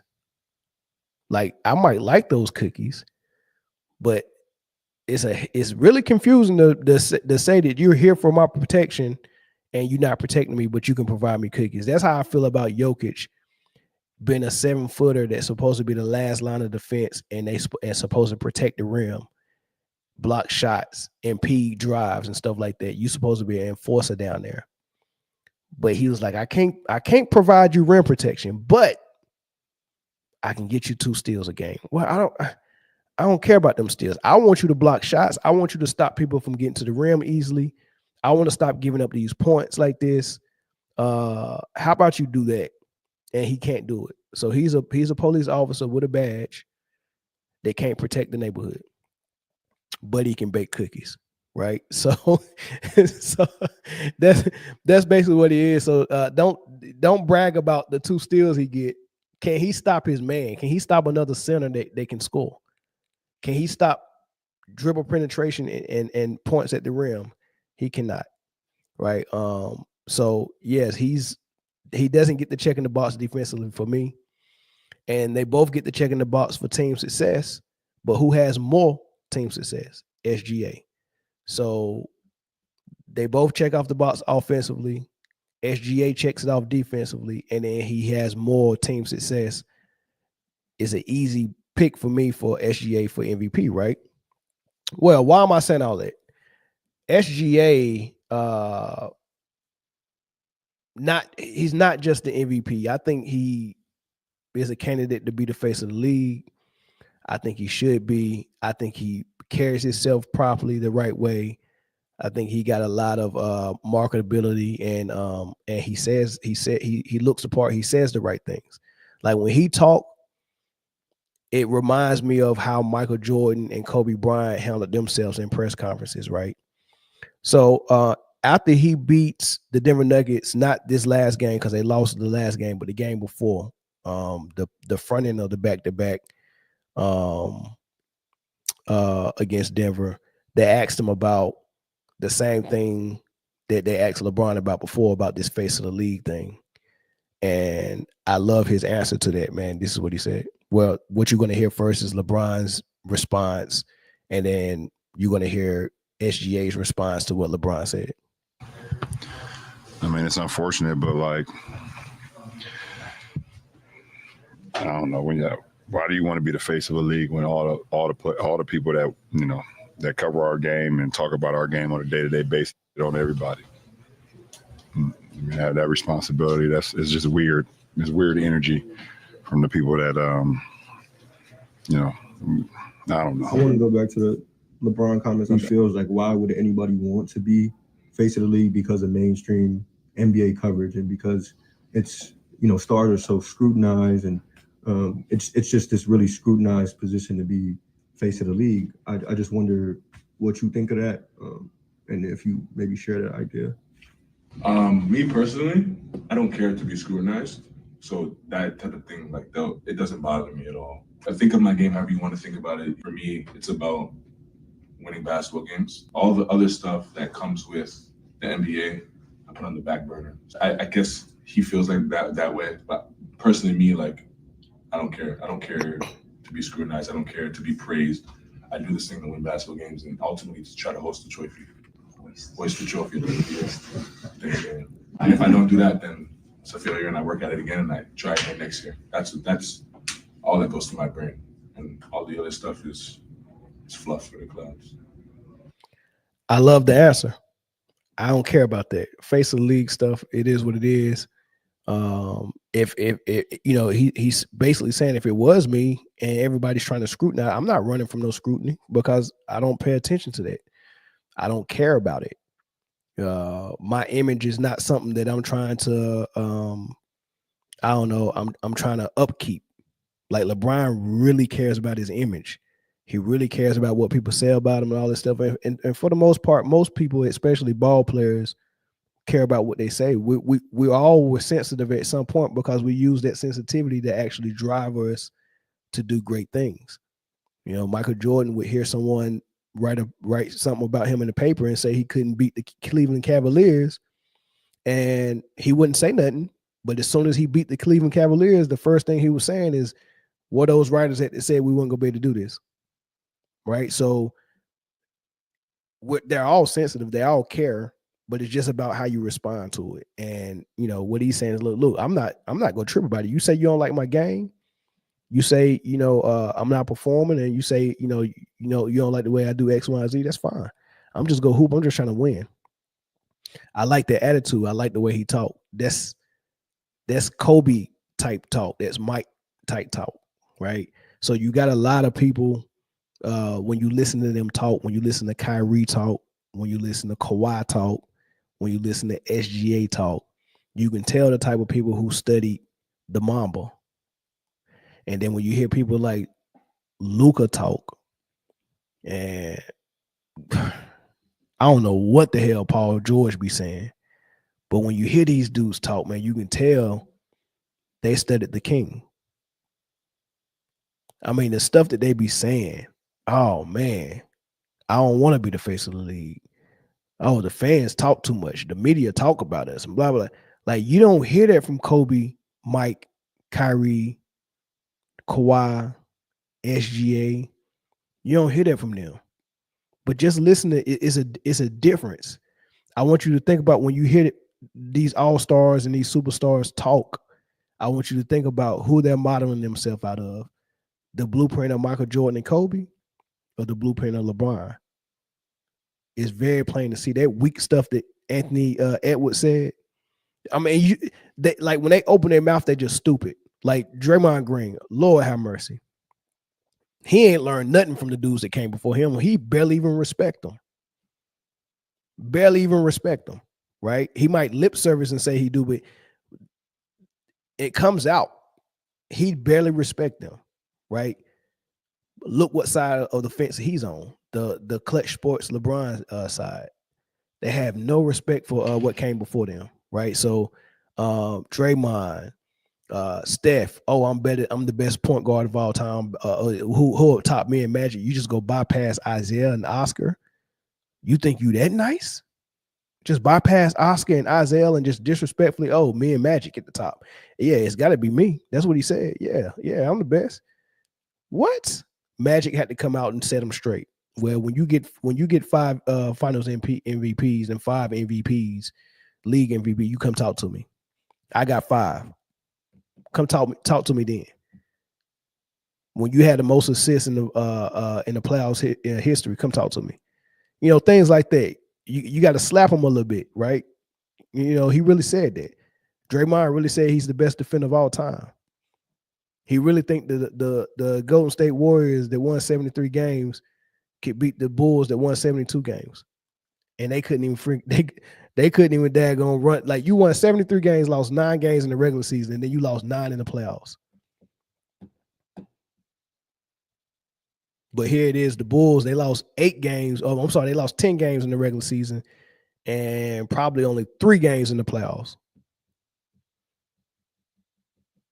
But y'all can beat them. But that's how they think, right? LeBron, don't nobody want to be the face of the league. Anthony Edwards, there was no good players back then except Jordan.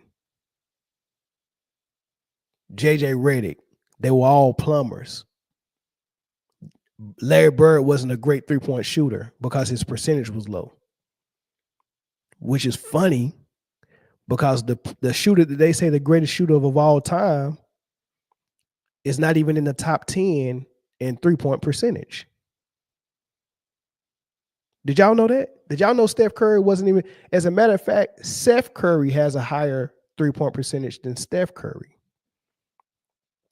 So when JJ Redick says something dumb like that on First Take and says, Larry Bird is not a great 3-point shooter, his percentage was only blah, blah, blah, blah. And you say that because his percentage was low, he's not a great 3-point shooter, but then you say the best shooter of all time is not even top 10 in 3-point percentage.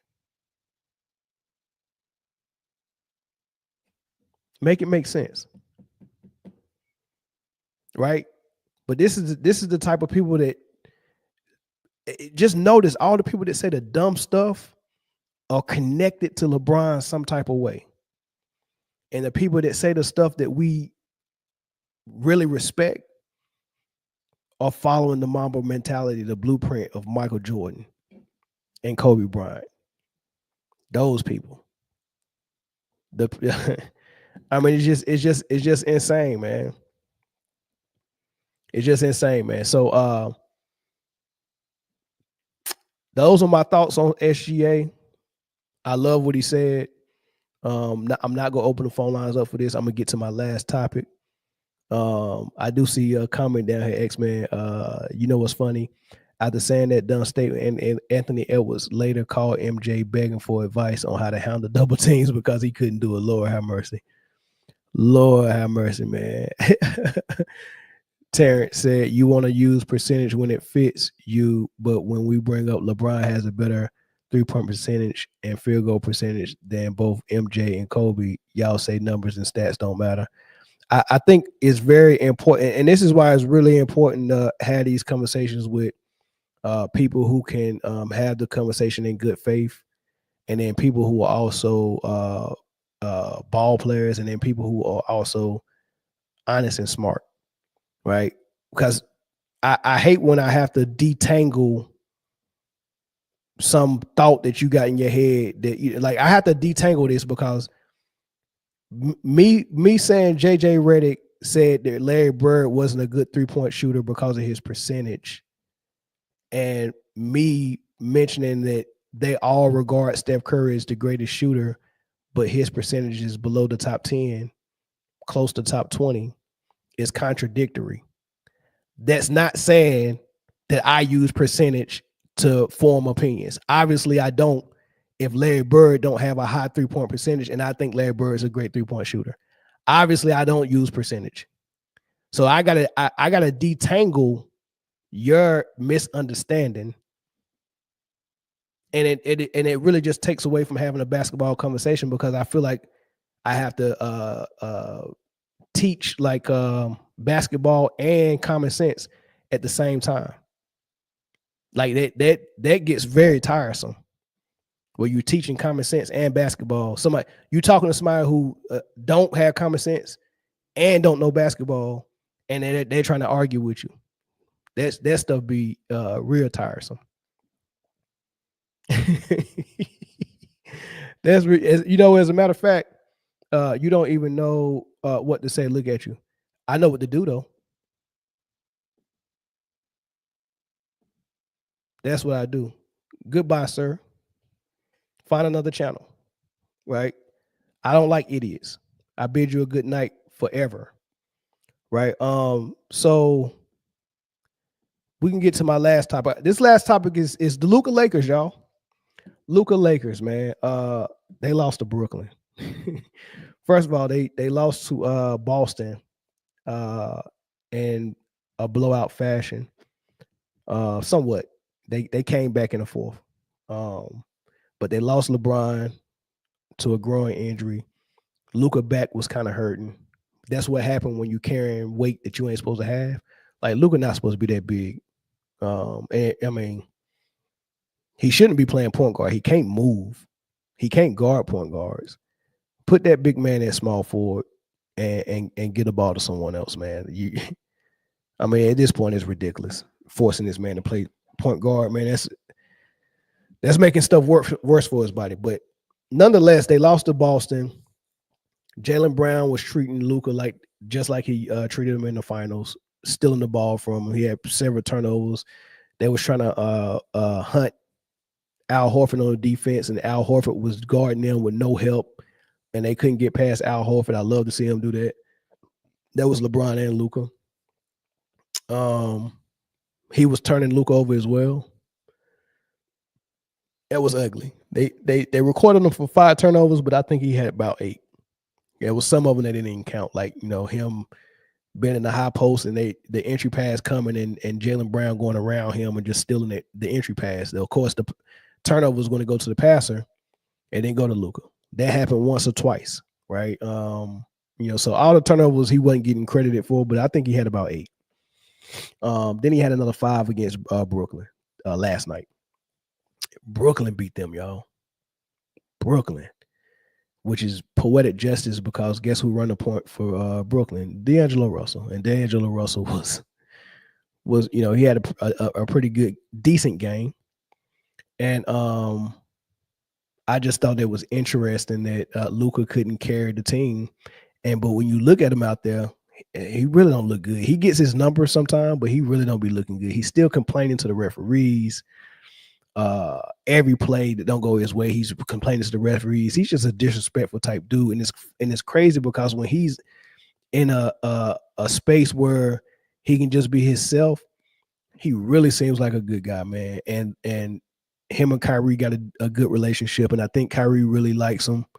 But Kyrie like everybody, right? So I don't know what to think about him, but when I see how he treated the coaching staff for Dallas in the finals, where he was screaming on them and telling them the challenge and all this crazy stuff, and the way, I mean, you can't have respect for someone that you show up like that publicly when they're in a position of authority over you as a coach. He didn't have respect. That's probably why Rick Carlisle left, right? I mean, why would Rick Carlisle, who won a championship in Dallas with Dirk, get this generational talent in the draft, see that he's a triple-double threat, and then when it comes down to extending his contract, he was like, no, I'm going to Indiana and I'm starting over. What coach would run from a generational talent? So you got the coach ran from Luca. Then you got Porzingis came over there to help, and Porzingis didn't last but 2 years, and he was like, I want out. So they called him the unicorn. So he was a generational talent at some point. So a generational talent and a finals winning coach both ran from Luca, right? Then Jalen Brunson decided, I'm going to New York. He ran from Luca. So you got an all-star level point guard decided, I don't want to play with this dude. I'd rather go play in New York and do my own thing. He left. All-time great coach who won a championship there, he left, and the unicorn Porzingis left. And then at some point, the entire Dallas Mavs organization gave up on Luca and traded him for AD. That's telling you they ain't really feeling him like that. So Tim McMahon, one of the Dallas reporters who always keeps it real and honest with Luca, was having this conversation with a couple of guys on what he, and I think he wrote a book based on Luca's time in Dallas, and he's telling about some of the things that you might read in that book. But he also has his flaws, and those are covered in the book. The conditioning concerns, some of the petulance. So there's little breadcrumbs if you look throughout the book that lead up to this. Luca, he could be a huge pain in the butt. I always thought there was a decent chance that the ending would be Luca Doncic getting traded. It's not really a biography on Luca because, frankly, I knew Luca wouldn't want to cooperate with that. So it's more about the business of basketball and the pressure on a franchise when they draft a prodigy through the prism of Luca. After 6 years of kissing this guy's butt, I never imagined they would put the shank in his back, trade him in the dead of the night when he had no idea it was coming. This guy's not disciplined enough. He's going to break down. We don't trust him. We don't want him. Let's move him. That last line, this guy don't put in the work. This guy's not disciplined enough. His body is going to break down. We don't trust him. We don't want him. Let's move him. I think all of those things are true. They seem on one end, we got to get this dude about $330 million next summer. So we got to give him $330 million next summer or this summer. And if we do give him $330 million, that means we're not going to be able to get him a lot of help. So if we give him $330, that means that we think that what we have right now with him and Kyrie is enough for us to win it. So we give him $330. and he probably worked the least out of all the guys that's getting good money for them. Kyrie, maybe PJ, maybe a couple of other guys. If we look at all of them, the leader, our best player that's getting paid more than everybody in this organization, other than the owner, he's the one that's working the least. Kyrie Irving's working harder than him. Kyrie Irving's always in shape, right? And he puts in effort on defense. So our leader don't put in effort on defense.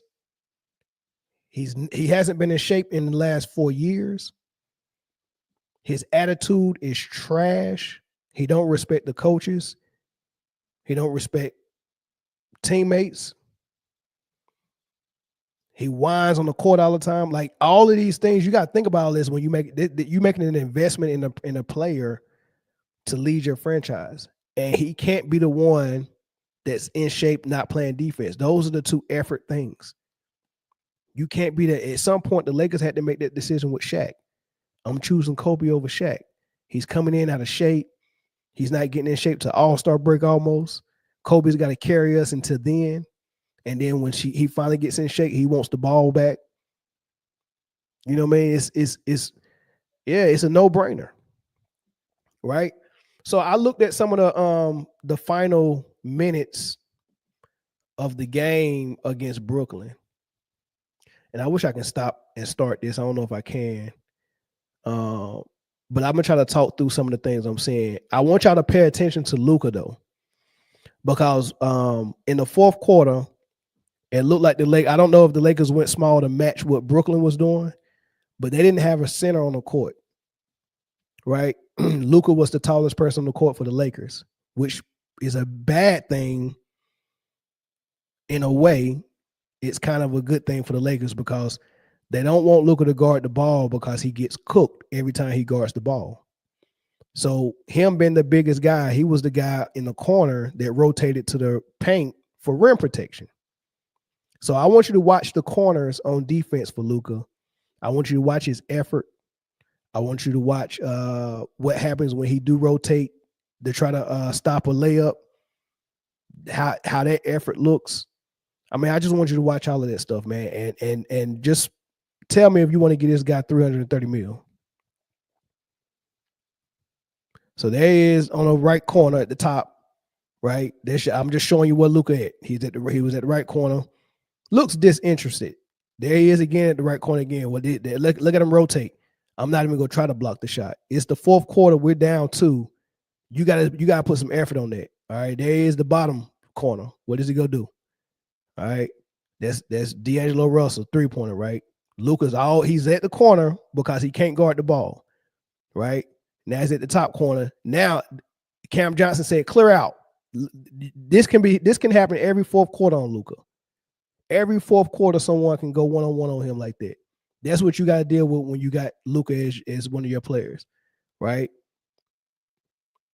Now watch his rebounding effort. That was Luca's fault because Luca didn't box out. That was Luca's man that came from the corner and got that rebound. Luca didn't box him out. He looked at him, then turned his head and just watched the ball. And then Vanderbilt got pushed into Luca's legs, and they both came out of the play. And the Brooklyn Nets guys got the rebound and scored. But if Luca would have boxed that dude out at the 3-point line instead of trying to cheat so he can get that cheap rebound, who knows what would have happened. But that's the effort he gives. That's his effort. That's trash.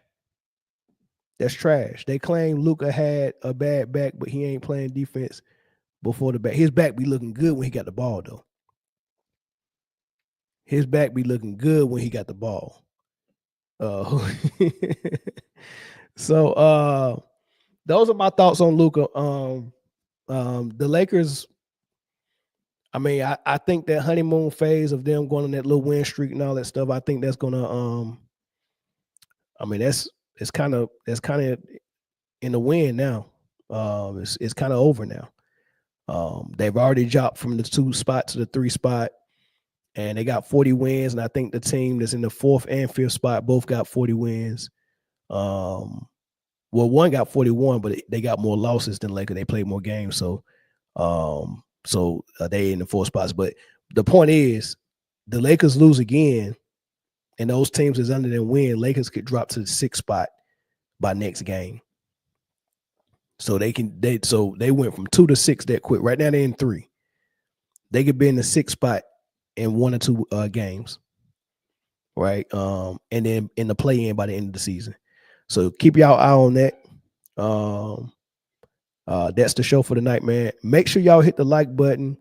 Make sure y'all playing Underdog Fantasy and using Man Down Sports as your promo code.